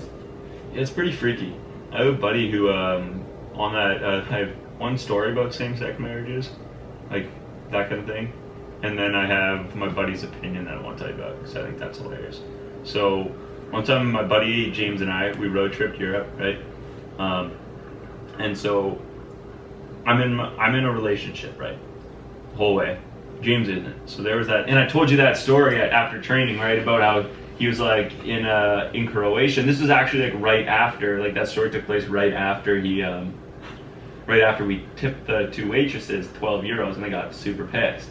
So like 3 hours later, we were with the three girls, and like one of them was talking about her relationship with me, and I was talking about like my relationship with my girlfriend to her, and we were like going back and forth, and we had like a friend translating because I know like the smallest amount of Spanish, enough to like find out how they're doing and where to eat, but other than that, nothing at all. So she was telling me, and then she's like, yeah, like here you go, like this is what my boyfriend looks like, and I was like, oh, you guys look really happy together, right? And I'm like, I don't care what he looks like. I don't give a fuck. Like I'm happy he's nice to you, and you're not like, oh, he hits me, and then I'm like, well, this is uncomfortable now. You know, This is so awkward. You know, it's like you don't want that. It's like I'd rather you show me a photo of you guys being happy, and me being like, oh, it's cute, like good for you guys. I'm super happy. Like more people should be happy together like that. Great. He's like, man, he's hot. I'm like, well, you just made this all uncomfortable. Now I'm super uncomfortable because I don't know what the... So fast forward, I think, or back up, sorry, a month before, or 2 weeks before, 3 weeks before, whatever. We're in Romania, okay? I think we're in Transylvania, and we're going to vampire camping, okay? And we have a tent. It's like a three-person tent, 3-person, 2 people comfortably, okay? So whatever, we'd crash in the tent whenever we wouldn't be in a place that have good enough hostels, right? So crash in the tent, we show up for this vampire camping, right? We walk in, it's about 10:30, 11 at night. And we're sitting there, we're waiting, guy walks up, we walk up to the guy, right? This is in like the heart of Romania, okay? Like 7-hour time difference from here. And we're like, looking at him like, we ask the guy and we're like, hey, one night. He's like, one night? We're like, yeah. He's like, one night. And we're like, yeah, how many people? We're like, 2. It's us. He's like, oh, okay. Camper, tent, car? And we're like, 110. And he's like, 110? We're like, I'm like, yeah, for 2 of us, 110, like, cool, right? So you can see where his head's going. And he's like, 1 tent? 2 people? Looked at both of us back and forth like felt like a minute, but it was a good 15 seconds. And he was like, 16 euros. And we just gave him the money. We walked off. I was like, yeah, James, buddy totally thought we were gay. And he was like, yes. He was like, yeah, fuck that guy. I was like, yeah, fuck him, man, like whatever. And then I got home and told my parents that story because I just think that's hilarious, right? And my mom's like, you do know, like last week, and this was probably when I was telling your story. It was maybe a month before this story took place. My mom's like, it's funny, Glenn. And I'm like, what is it? And she's like, Romania just passed a federal law that rules against same-sex marriages. And I was like, oh. Oh, snap. So they're like, they aren't like, oh, do your thing, be happy. They're like, no, hard no. That's a hard yeah, no. it was a hard no. And I was just like, oh. So like James and I were just like, we were just saying it. We didn't know, like we don't think about that, right? Like we've been friends for like 6-7 years. Like we're buddies. Like I'll crash next to him in a tent. It's not a big deal. So we're not gonna fucking cuddle. So it was like a fucking roll my way, rolls his. We don't talk until the next day. And then he's like, so for us it's nothing, but for this guy, it's like, what the fuck? And then me telling my mom that, her telling me about this federal law, I was like, oh, so we got in there 2 weeks early. She's like, yeah, but he knew. I was like, because it was oblivious to us, right? He was like, yeah, he was looking in front of like, on you guys, like, yeah, he was like, yo, you guys are, yeah, we're like, no, we're just trying to tent for the night. You want our euros or not? But he's just kind of like, yo, that's why a lot of people from different countries come to Canada to get married. It's fucking weird. Well, it's weird. Well, same-sex marriage, culturally, it's happened. It's here. Yeah. People got to be okay with it, man. Like, yeah, it's like do your thing, just don't do your thing in front of me. I really don't care. Like, that's my honest opinion. Yeah, I really don't care. If you want to be happy in public and do what you do, you guys got to be happy, man. Everybody has a right to their happiness, man. Like I don't need to sit and be like and say no, it's wrong and it's God made man and women and no, man. God made us all equally. Right. Live your life, man.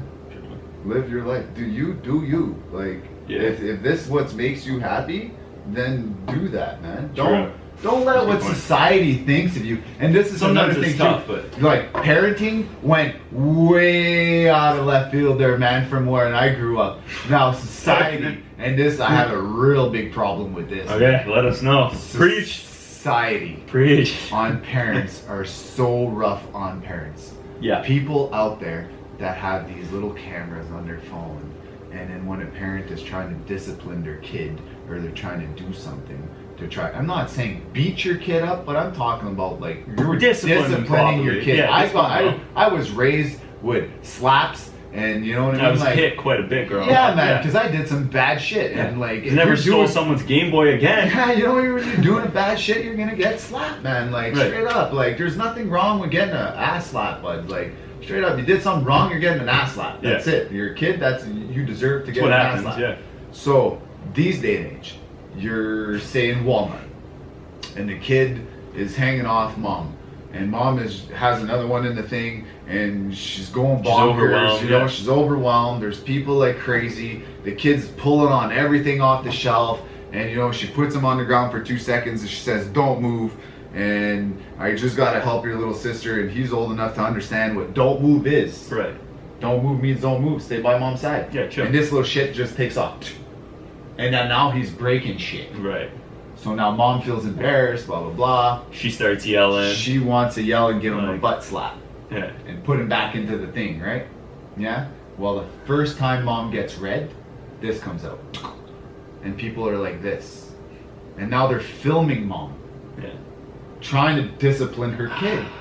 And then their reaction is, let's post this on social media and see what everybody else thinks. Who gives a fuck what everybody else thinks? Nobody else's business. It's nobody else's business. Does anybody else living her life right now? Like, is anybody else trying to manage the stress and the kids and the shopping and trying to get everything done and being back home and I gotta be here and I got... Nobody's doing that, man. No. Nobody's perfect. Nobody has... But society are so fast to judge, man. They're like, let's judge this right now. Let's put a little vote scale. And then next thing you know, mom has like 1,000 comments on her thing saying, people bashing you're her, a bad you're a mom, shitty parent, you're a shitty mom, you're this, you're that. Someone should you should never slap your kid. I would have talked to my kid. Or like a mom that loses her cool and she turns around and she says, shut up to her kid. Because her kid's like, mom.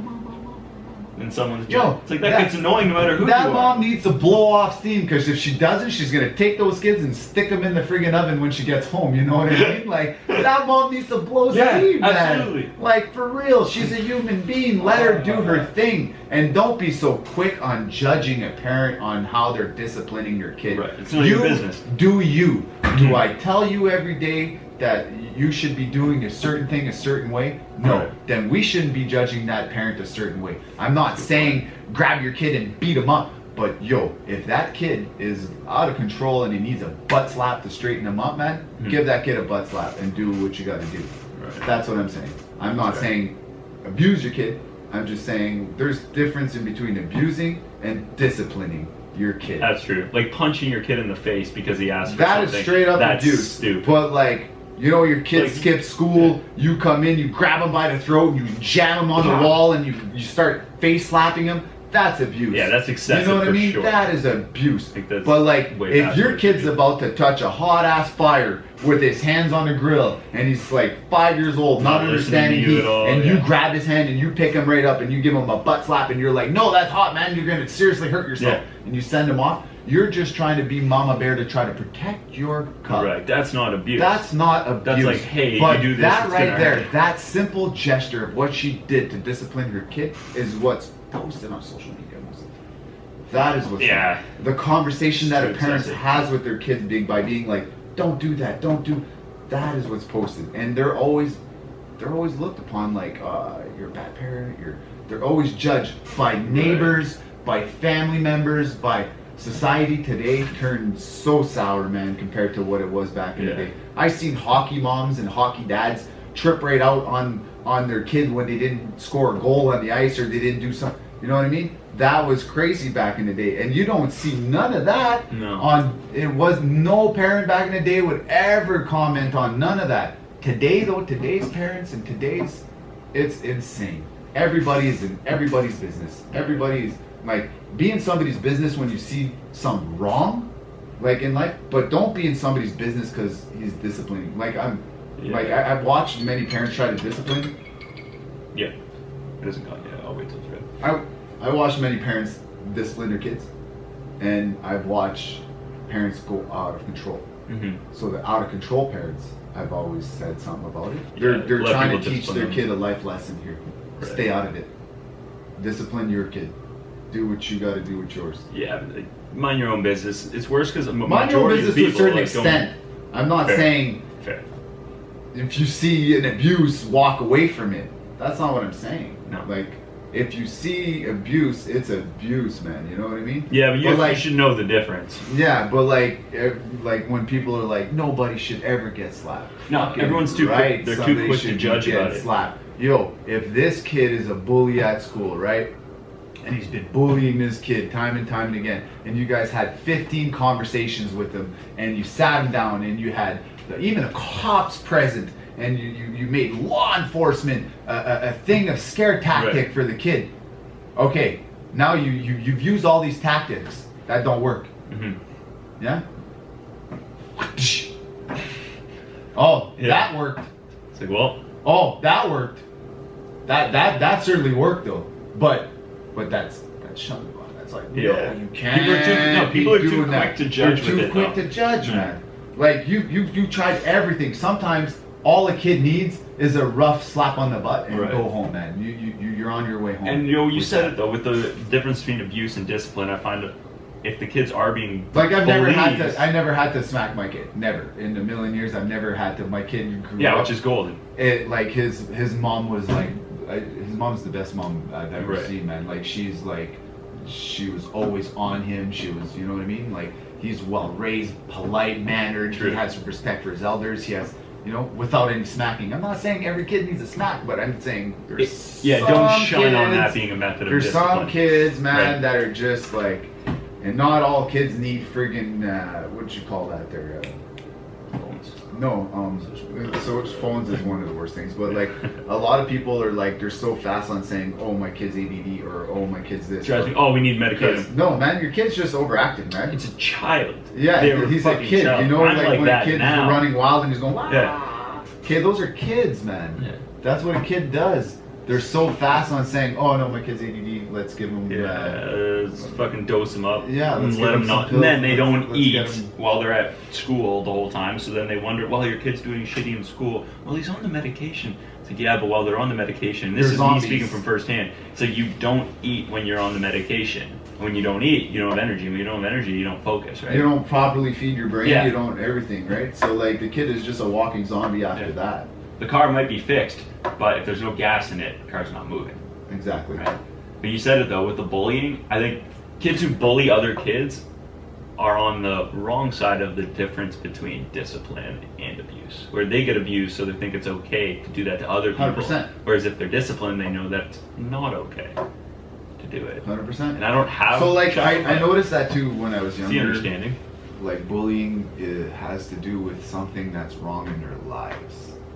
They don't bully because they like it. They bully because there's something wrong with It's what an they're- insecurity somewhere. It's something in their lives that is not right with them. Right. And bullying masks that insecurity that they have. Right. So like if I bully you and I'm more like I'm the alpha here, it makes me Yeah. feel better of what's going on because I'm not the alpha back Sure, there. it's like a way of so dealing like with it's it. them trying to repress what they're getting. I'm not a psychiatrist over this, but that's just the shit that I see. Mhm. You know what I mean? Like generally a kid that goes and bullies and shit is probably because he's getting fucking bullied at home or Yeah. something's happening and now he's doing it to others because he doesn't like it sucks that it happens to you. Right. So they're doing it to others or like it's something now that I find like it's targeted more into a group. Like it's group bullying now. They're all together and they bully you on social media. So like you post something and That's why you can't have likes on Instagram anymore and see who's liking. you post something and they're bashing you about it. Like mind your own business, man. Right. Like why you gotta bash me over what I'm posting? Like Yeah. you know, Like- you don't like what I'm posting, don't Don't like follow it, me. don't follow me. Just Simple as that. do other things, Yeah. right?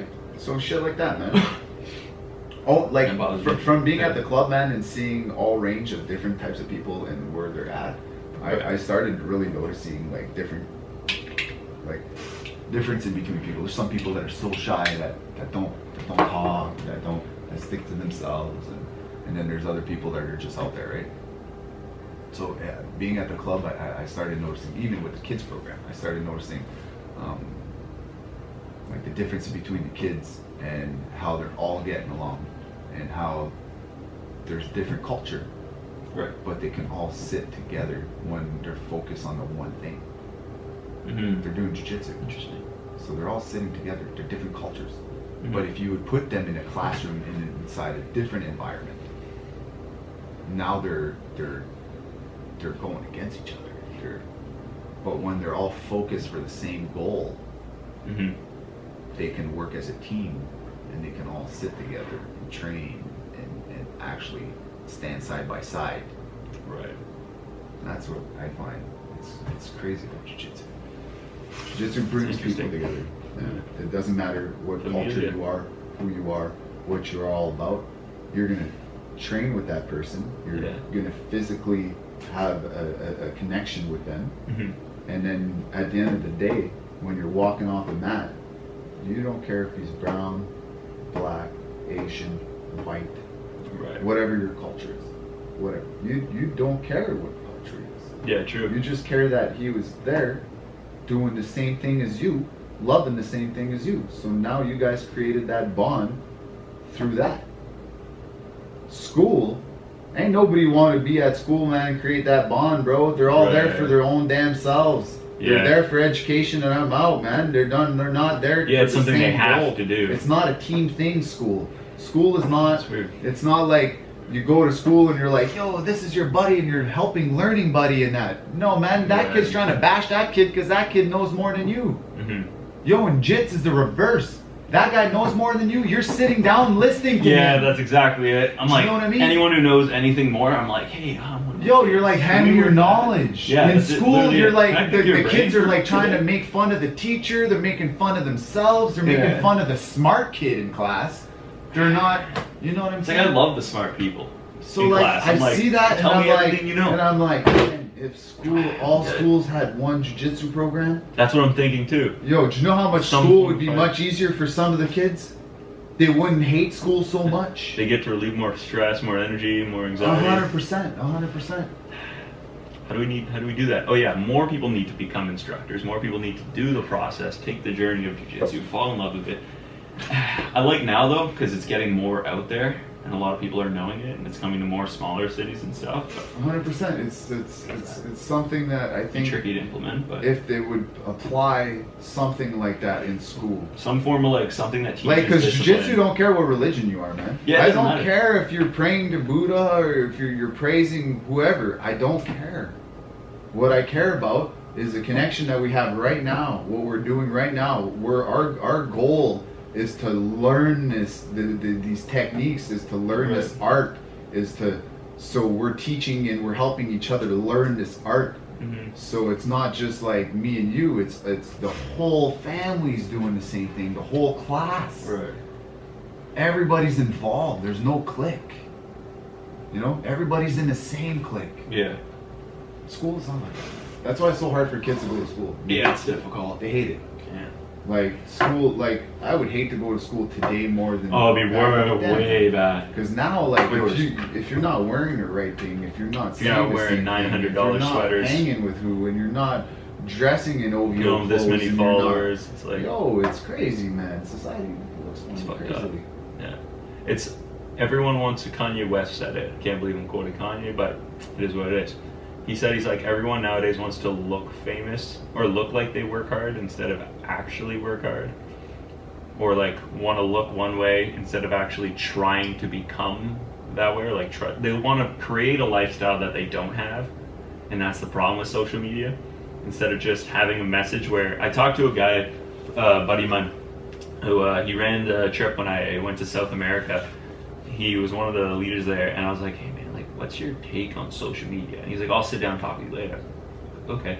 Just tell me, he's like, if you use it as your social media as a platform to communicate to people about, and his big thing is like living in the moment, where he has like spectacle glasses, so he takes really cool like videos and stuff, so he's not looking down on his phone or taking photos, he's like just clicking and does it. So it's a pretty cool idea he has there, but it's all about like spreading a message to people and then creating that community around the people who are inspired by your message, and then you're able to take from them and then learn from it. Like if you post a photo of you on the mat and I wasn't at that open mat, I'm like, I gotta go tomorrow.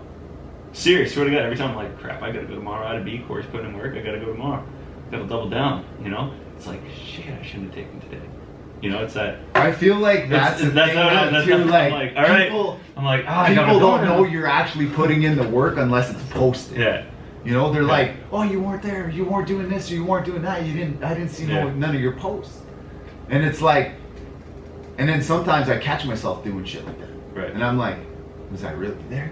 If I'm not posting. Was I really there? I'm not You know what I posting. mean? You know if you It's like, did you really go to that music festival if you didn't post about it? Right. Shout out to all the people at Oshiega right now. Oh, fuck that. But yeah, no, man, it drives me crazy. But I'll see stuff like that and be like, huh, that's why I can't post about it, because it's like, I want to get to that. Like, I want to win and then be like, hey, by the way, I do this. Because it's seeing because the odd time when I do see a post of someone at training, I'm like, or I see the team photo and I like couldn't go to class tonight, I was like, I'm going tomorrow. It's more motivation to go. See people putting in the work. Exactly. Whereas, and I tell people, because I have Because it doesn't stay Yeah. still. It's No, like no. a body of water. It always moves, Yeah. man. Like, jiu-jitsu never stays still. No. Like, you can stop training, but others But don't, man. yeah, They're just show going to goes keep on. going, man. The show goes on. There's tournaments that are going to be put in tomorrow. Mhm. There's people that are going to be winning worlds in a month from now. There's people that are going to be doing this and doing that and doing Yeah. this. Jiu-jitsu never stops. It never No. stops evolving also. Yeah, that's the that's the thing that I crazy like part. about Yeah. jiu-jitsu so much. There's always so it's much you don't something know. that there's always new stuff, new steps, Yeah. new everything, man. It never crazy. stops. I that's why I love jiu-jitsu so much. And like I said, you know when you love something really bad it hurts, man. because it hurts. It hurts. And no matter how bad it hurts, you keep going back. Yeah, that's true. That's true. That's love. That's love right there, man. That's the definition of love. If anybody wants to know the definition of love, is if when something hurts you so much day in and day out, but you still keep going back. Why? Because you love it. There's not supposed to be a rational explanation. It's not supposed to make sense. It doesn't make It sense. doesn't. Like I I'm so try to sore, I'm explain beaten to up. people. I get home some nights, I'm all beaten up, and I'm like, oh man, I'm so sore. But as I'm saying that, man, I'm like, oh, my back, my legs, my arm, my neck, my shoulder. Like, I'm like, oh man, I wonder what we're gonna learn in class tomorrow. Yeah. Do you know what I'm saying? Mm-hmm. Like, I'm sitting there and I'm thinking about what are we gonna do in class tomorrow when my body's aching today. Body's like, I ain't doing class, right? Yeah, now. my body's like, hey, you Yeah. don't want to be doing class, but my mind. Your mind's My already mind's there. like, I'm already at class. Right. So I'm you like, follow what are we that doing mind tomorrow? train, your body catches up, and then you're there, and you're like, "Fuck, I'm sore, but I'm still here. My belt's tied up, my gi's on." 100%. I'm And water like, on the side, I milk just in. want to keep moving forward with the jiu-jitsu. Yeah. And then like, there's one point in time, like, as I'm approaching the 2-year mark on my jiu-jitsu, Right. on the 14th, it's going to be 2 years. Shout out to that. I'm so pumped. Let's go. 2 years in doing jits, man. I'm super excited for this. There's the one point in time in there. I think every jiu-jitsu practitioner does this. I've asked people, higher belts and lower belts, like obviously same belt as me, but ask the simple question: have you ever once think that maybe this is not for you because of how you're progressing? No. So like, About at one it, point in no. time, I thought I was progressing so quick, and then I hit this little Plateau. Or like a little bar where I'm like, shit, like I feel like I'm not getting any better. But then somebody put it in a perspective that I've actually seen what he was talking about. He was like, listen, buds, it's not that you're not getting better, it's they're all getting better at the same time. Right. So you're not, your training is not, it's not that you're not getting better with your training. It's That that everyone's getting everybody better. that you're training with are getting better, faster, at the same time as you. So Right. all your training are progressing so much. So you always feel like, oh man, I'm always getting caught by that one, by this thing, by that thing. But what's really happening is you're getting better at defending it, but they're getting also better getting at better executing. at executing it because you're getting better at Defending. defending. It's a So the bar is Constant constantly rise. getting moved forward. So you're Right. constantly trying to push to try to just up that one bar, that next step, that next. So jeez. that's why Yeah. I've questioned that before. I Never sat thought of down that. and I asked Professor. I had that little heart to heart, and I was like, man, Professor, I don't think I'm getting any better, man. Like I don't know if it's just me or what, but he's like, dude, you're getting a lot better. You're good, but you're not great. Yeah. You know what I mean? Yeah, You can do this, but you're not there. Right. So when people look at it, they're like, well, that don't make sense. It's like, yeah, because like I'm training hard, but he's been training hard too, right beside me, and he's a higher belt level than me, and he's been putting the same amount of time, if not more time. So you guys are moving up together. Don't Yeah. think that you're down one notch. He'll just always have those few years. He'll have that notch above you because he's got that little bit more knowledge. He'll have, you know. Right. You see and then- more. Been around it more. and just push through the push through adversity, man.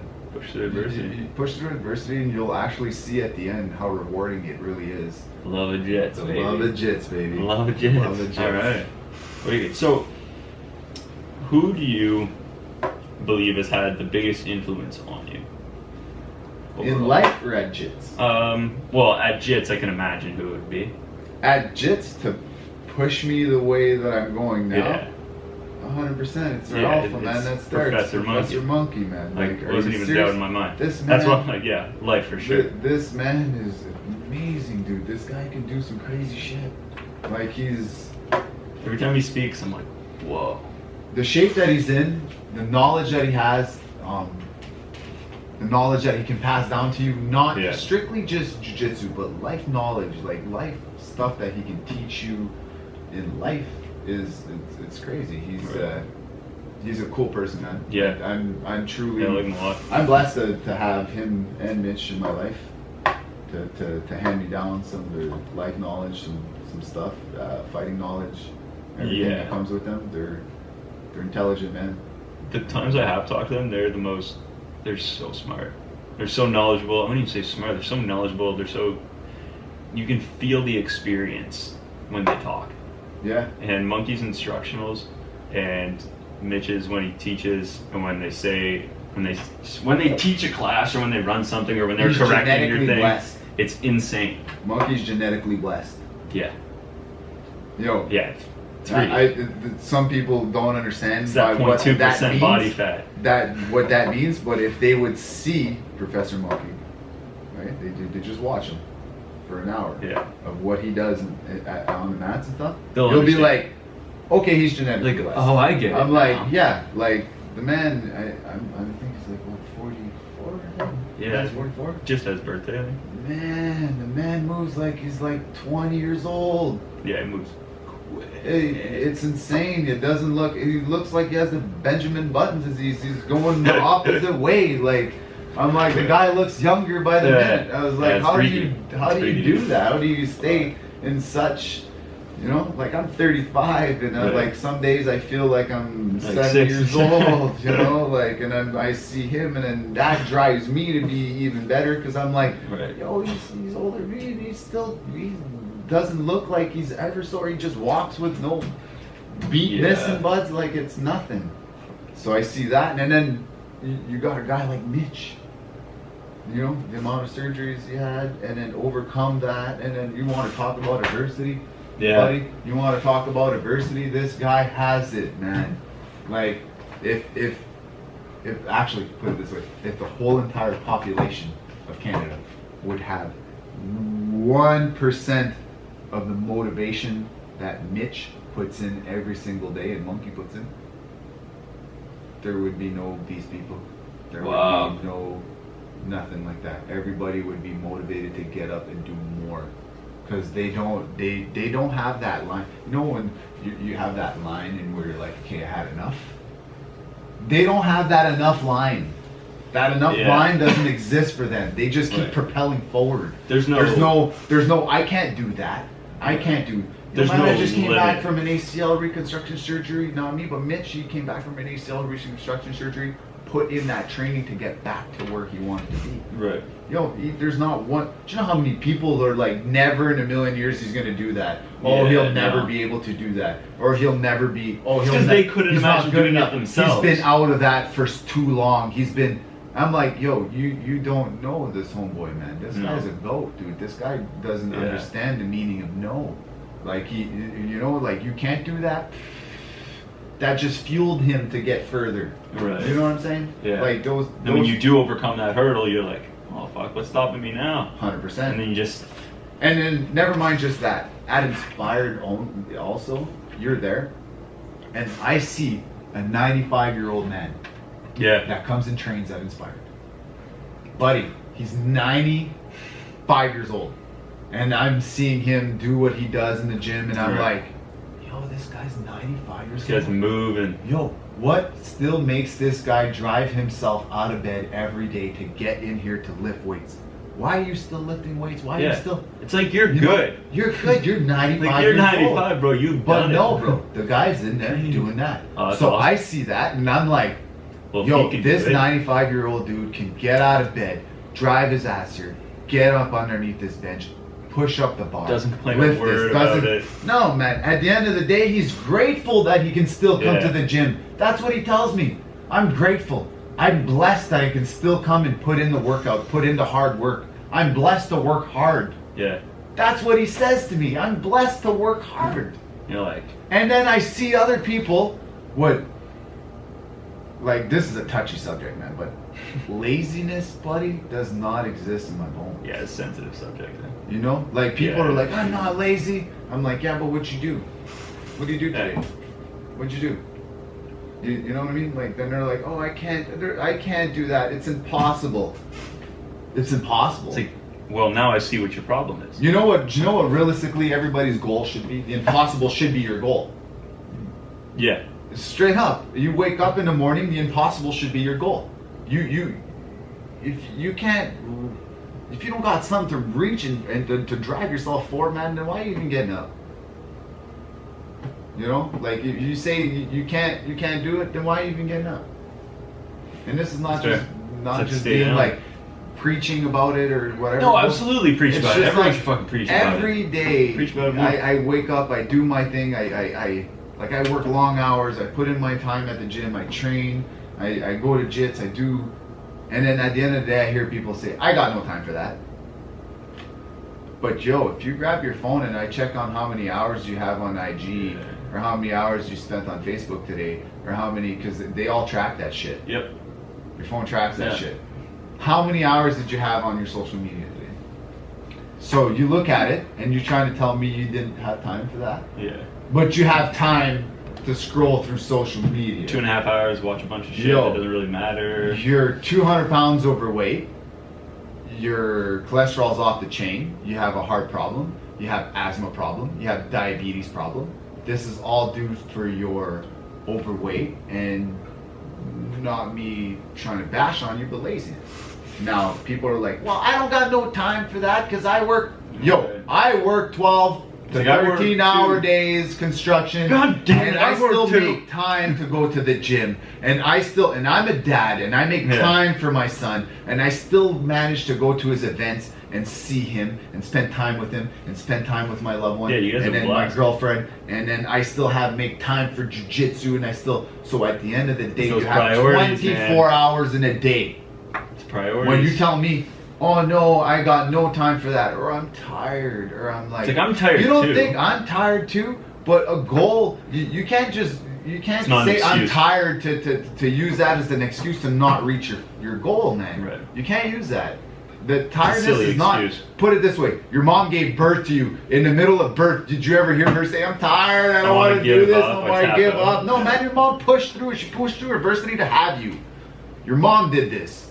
And now you can't even give an ounce of your 1% of motivation to do something for yourself in life. If your goal is to be big and have a bunch of problems, that's your goal. Stay on your track, but that's your goal. Will reach it. That's your goal. Then do that. Then do that. That's your goal. Then do that. Then it's you too be easy. you. You be you. But at the end of the day, I'm only speaking to the people that says this. I want to do that, and they give all the excuse that they want to do it, but they have all 1,000 more excuses why they can't do what they want to do. Mm-hmm. They're like, I totally want to do that, but they don't. You know, I'm not bashing on the people that are like, fuck that, I don't want to do that. I want to sit right here on my couch, get really big, and play vids or watch TV or do that. I'm not bashing on you. That's what you want, then do that. You do you, but you do you. We know for the other people out there that are like, I don't have time to do what he's doing. He's got a 6-pack. I don't got time to do that. Yeah, you do. You truly do have that time in the day to do it. You choose not to. Why? Because it's hard. That's it. And then hard work scares a lot of people, man. Right. Straight up, hard work scares a lot of people. There's so many people out there, man. Hard work scares them. Fair. And it's hard. If you don't want to work hard to get, hard work. It sucks. There's nothing. It says hard work. It doesn't say fun playtime. No. You know what I mean? Yeah. Like, you want to get something, work hard for it, man. Achieve it. And then trust me, once you push through adversity and you achieved it, and you get the scholarship, or you get the raise, or you bake the cake, or you're a chef now, or you got your blue belt. You achieve that goal that you want. You got your blue belt, or you got your black belt, or whatever the goal you got, and you actually achieve it, and you push through adversity to get through it, and you sacrifice sleep and achiness and bone pains and all that stuff. At the end, mind pains, like, you went through all that stuff, and at the end of the day, you achieved your goal. Mm-hmm. Do you know how great you're gonna feel? The celebration. That's like that lion that's been chasing that gazelle. That's worth that piece of cake. He's running out of steam, and then at the end he finally gets it. And then he's like, now I got a meal for the rest of the tribe, like the rest of the pack. Yeah. That conquered adversity, the feeling of being on top of you're on top of your own world, not somebody else's world, but your goals. Not reaching your mom and dad's goals, We're not reaching whoever's What goals you that want to set. do, not what but someone else reaching thinks your you should own do. goals. Yeah. Make yourself happy. I don't care if he wants me to, do whatever. I don't care about that. Right. What he wants me to do. Be happy with what you want to do. That's the secret of where you're really going to truly be Right. happy in life. If you achieve what you wanted to achieve, not what he achieved or what his accomplishments are. Accomplish what you want to accomplish. Make achievements for yourself. That's where you're going to be the happiest in life, man. 100%. Denzel Washington says it best. He says, hard work works. I have a goal. I have a 100% goal. Yeah, I have goals too. My goal is to be a black belt. One day, that'd be nice. Yeah, 100%. Like, My I'm not goal in is to be a jiu-jitsu. black belt in jiu-jitsu. I'm gonna keep same with thing. it until I'm a black belt in jiu-jitsu. That's my true goal. That's my passion. I want to be good at something. I'm gonna be driven to that. Like, I don't see myself stopping anytime soon. people, like, you become a doctor. That's like what, 13 years. Man, Yeah. I think she's But you don't. 13 years of schooling. But you don't stop once you become a doctor either, But like, you're like, all right. once you get that, we've just begun, baby. that Let's piece go. of paper, that doctor that puts it up there, that's achievement, that medal, that PhD. trophy that you're lifting, the PhD. When you get to that point, you push through everything to get to there. Yeah, a lot of sleepless Dude, once nights, you're up way on too top much of that coffee. mountain, you're like, I got something. I achieved my goal. Right. After you achieve that goal, do you stop? No, you've just begun, realistically. Do you stop? Like, that's what I tell everybody. Do you stop, or do you set a new goal, Just keep hammering away. or do you just keep plugging away at that same goal? So, like, to me, once I reach that black belt, I'll probably have another goal, man. Just begun. Now I'm a black belt, yeah. Now I'm gonna live the rest of my life as this black belt, and I'm gonna teach everybody I Never can. take it off. I'm gonna teach everybody I can the knowledge that I have. I'm gonna pass it down. That's probably gonna be my following goal after that. That's pretty Now cool. the knowledge that I've received Just to, bring it into schools. to get Bring this jiu-jitsu belt in schools. is to hand down that knowledge down to the youth, to everybody else, to experience what I experienced, to get to where I'm at. Right. So yeah, man, that's where we're at. Man, that'd be a cool idea to do. Like, years down the line, years Probably decade. neon years, a while down the road, and I'm under exaggerating. Oh man. Way down the line, if like I can just imagine pairing up or even like group of people and going into schools and teaching like little, like, because it's not right. All I'm thinking of is if we teaching discipline to kids. That's it. It's nothing more than that. Because yes, you're learning technique, but everything is. And I was listening to something the other day that's like, when you realize, as you're going through and you hit that wall of jiu-jitsu, like you said, right, where, hey, everyone else is getting better too, bud. It's not just you. Yeah. Right? Everybody around. It's you. like, step back and think. You're now making new friends. You're meeting new people. You're getting stronger, healthier, faster, smarter. You're doing something new. And that new thing is tough as nails. 100%. And you're surrounding yourself with people who are better than you at it and tough as nails. You think that's not going to elevate you?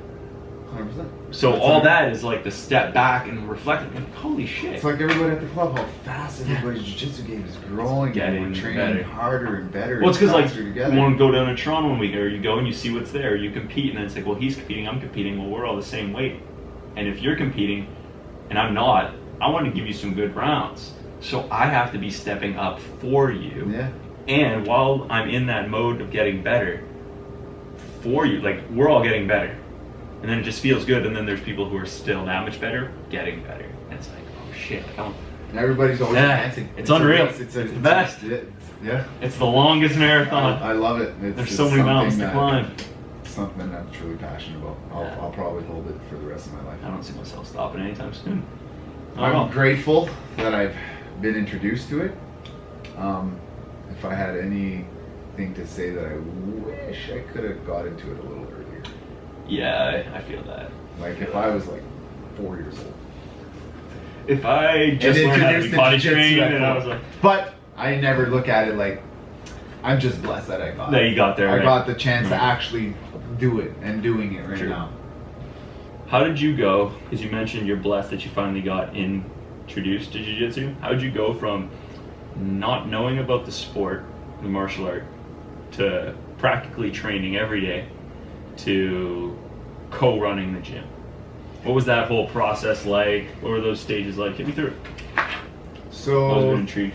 throughout the years that I've worked, I banked quite a bit of money. So I decided to like, I was gonna invest it, and this is so foolish, but like, I decided I was gonna invest it into a house.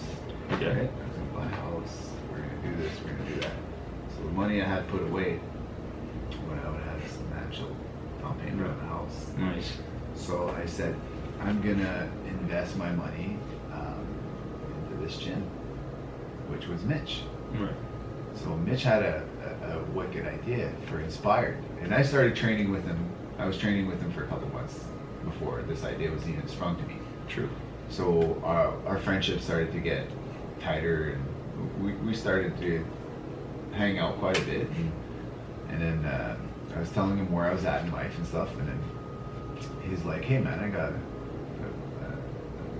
option for you." Business proposition. Yeah, Okay. it's like, do you want to invest into what I'm doing? And I was like, into what? And then he said, into Inspired, like the health and training facility that I have right now. Invest into me. So I said, might be an idea. Mm-hmm. He said, like, well, we can co-own it, Right. and then we'll run it. And my goal is this. Like, he had an end goal. Right, this is the and then vision he for it. showed me the vision that he wanted to go down. And then I just started to get into health and fitness, and I lost a lot of weight then. Right. And then I was feeling good, and I was moving better, and I was feeling younger. That's the thing that I noticed right away. As soon as I started losing a lot of weight, and I started to get back into shape, I started to feel younger. Mm-hmm. And I was like, yo, I can do things now that I Do- dreamt that do I wanted to ones, do, yeah. Right. just because I pushed myself through it. And then I was like, yeah, okay. And I sat down, and I really thought hard about it, and I was like, and then a week went by, and I was like, yeah, okay, I'll invest into this. Right. I think this is a good idea. I'll invest. This is because I'm trying to get out of construction. Also, you got to think about too. I'm trying to transition out of construction. Like, I've been doing it for so long. Right. Trust. I love construction, but I want to see other options, man. I want Fair. to, like, because I've been 15. I've been put into construction, and I thought Yeah, it's that's been a the while. only thing I can do. And then now I'm seeing there's different opportunities, different ways out there, and I want to do something else in my life, not just Right. continuously. I'm good at this, but I want to also see if I can. Yeah. Still I can- young, try different Yeah, things. I want to try different things. So I'm trying to transition over to the gym thing. So with Mitch, it was easy because he's easy forward. He had a good plan. Yeah, he's a really smart He's guy. a smart guy, very motivated. So it was Yeah. easier for me to do the investment, because like, it's hard to invest When you your don't hard believe in dollars someone. into something that somebody doesn't really believe in themselves. Yeah. You know what I mean? So like, Mitch had this vision, and then he's like, yo, He's man, this beyond is what I passionate want about to it. do. I want to do this, and this is what we're gonna do. Mhm. So I was like, hey man, I'm behind you, man. I trust you on this. This is cool. Let's do this. And then it turned out that it spilled out that we ended up by purchasing True, Mhm.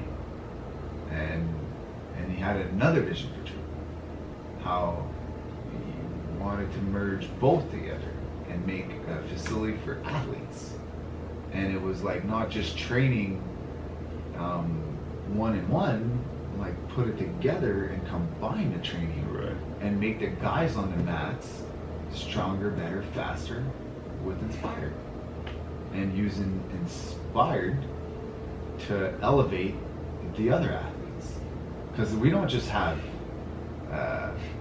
jiu-jitsu practitioners and fighters at the club. No. We have all range. We have from teachers, paramedics, doctors, to hockey players, professional hockey players, Right. figure skaters, all range. All range that John does come and works out there. So our goal, his goal, and our goal, like I truly follow his Right. vision, was to combine everything and to make a community of athletes, of regular, everyday people and give them athletic and it's like an athletic lifestyle, so they can prolong their lives. So when we purchased those, when I invested in both, that was his goal, man. And then from there, we just started working together, and the ideas started coming together. And then we just put all our resources together, and then we molded what Troop and Inspired is right now. True. Because they used to be separate. Yeah. Different location. Yeah. And Both it was on like, Lawrence Street. We had to run at one and run at the other. When was that? and 907 Lauren, eh? Yeah. So like it was just like it was lots. You know, running around lots. Yeah, There was lots of stuff. And then the vision, when we put it both together, and then it ended up the way it is now. It looks pretty sweet now. Dude, it was a lot of hard work. I can tell. And in between all this, I'm still holding a full-time construction job. Yeah, which is insane. So if you people out there are saying you don't have the time to get in those couple runs a week or working out a week. So there's like rentals that had to be done in between all that, in between my hours of work, in between my training time, and it was tough to balance, man. I'll tell you right now, it was really, really hard to juggle. It was like I had to balance like my family life, my girlfriend life, my like everything was together. Like it was chaos for a couple months. Yeah. But like after those couple months settled and the dust settled, the product speaks itself.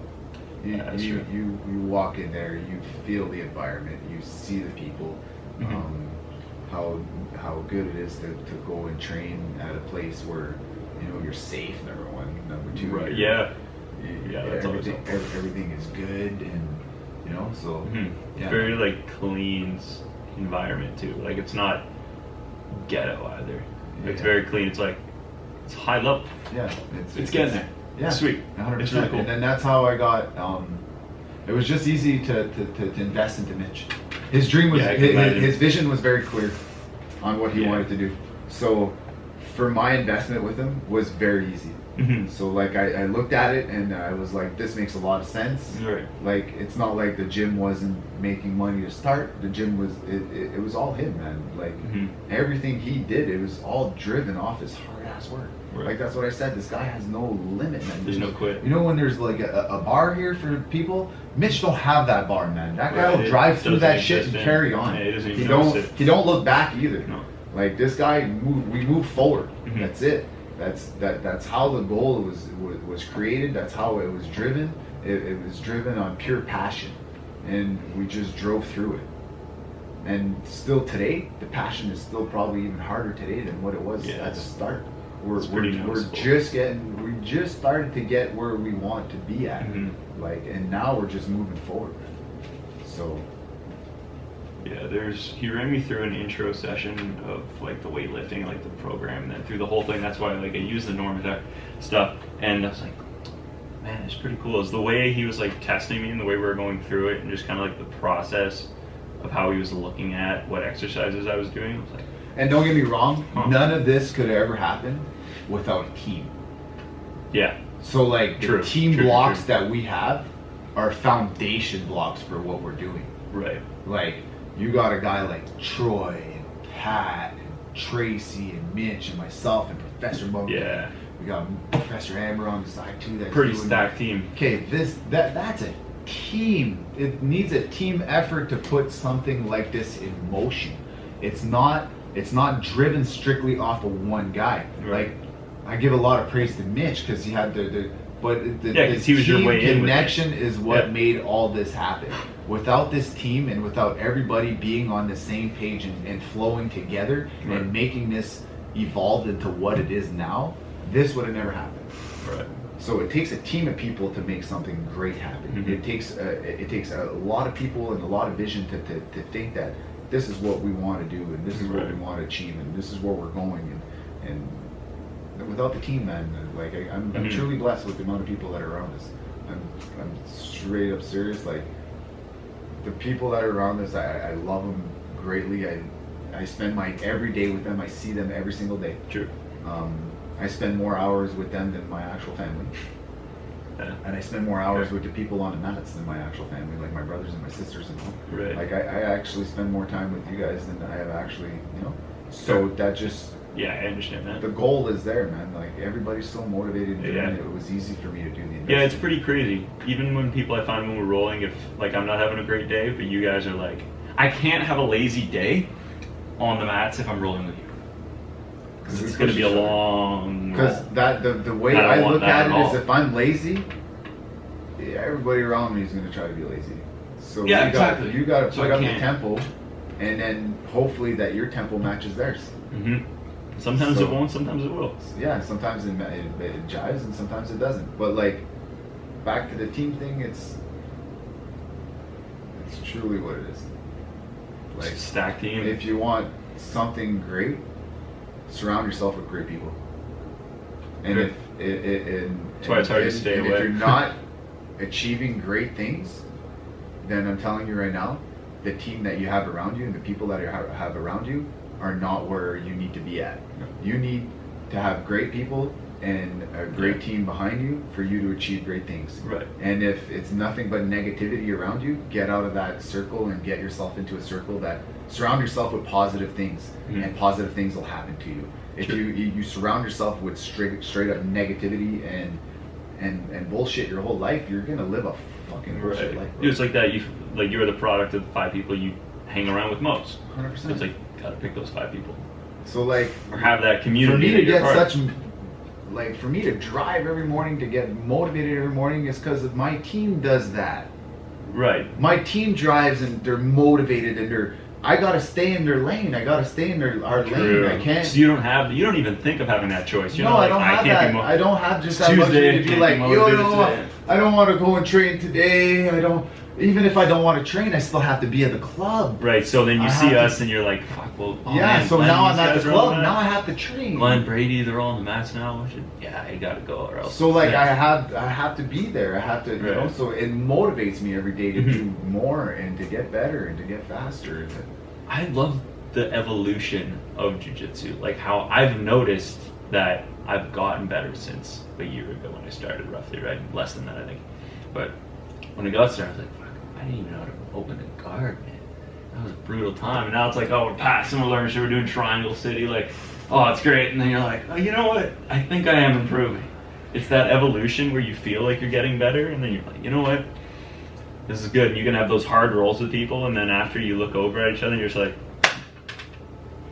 you're both dead, but you're both like, you know what, this guy. It was good. It was good I hard love 6 minutes. that. Yeah, I love It's that. that fun feeling. When you're like, you It's kicked a the crap out of wonderful me, feeling. I kicked the crap out of you. We made it. And Feel now- good after. Yeah, and you're all beat Those up. endorphins are released in your brain. You feel great, but like shit too. So, Yeah, I love it, man. Yeah, you just lie back, your belt's not even on. You're like, ah.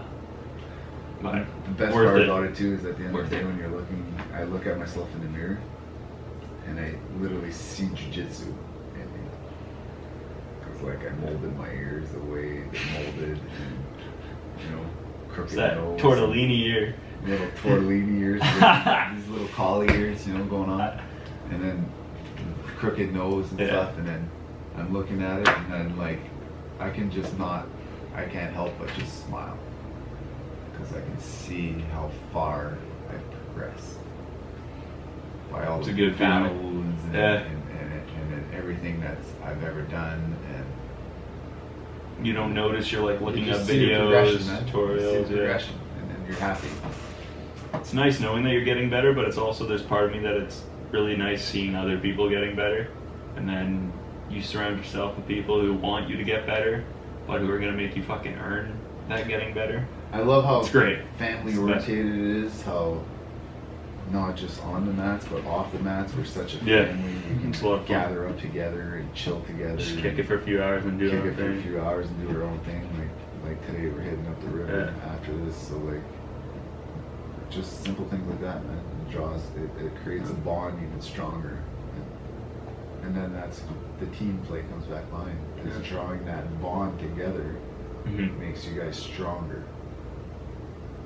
Us, Abe's strong together, man. stronger together. Us. On that note, thank you, brother. Appreciate your time. Awesome. Yeah. Thanks, guys.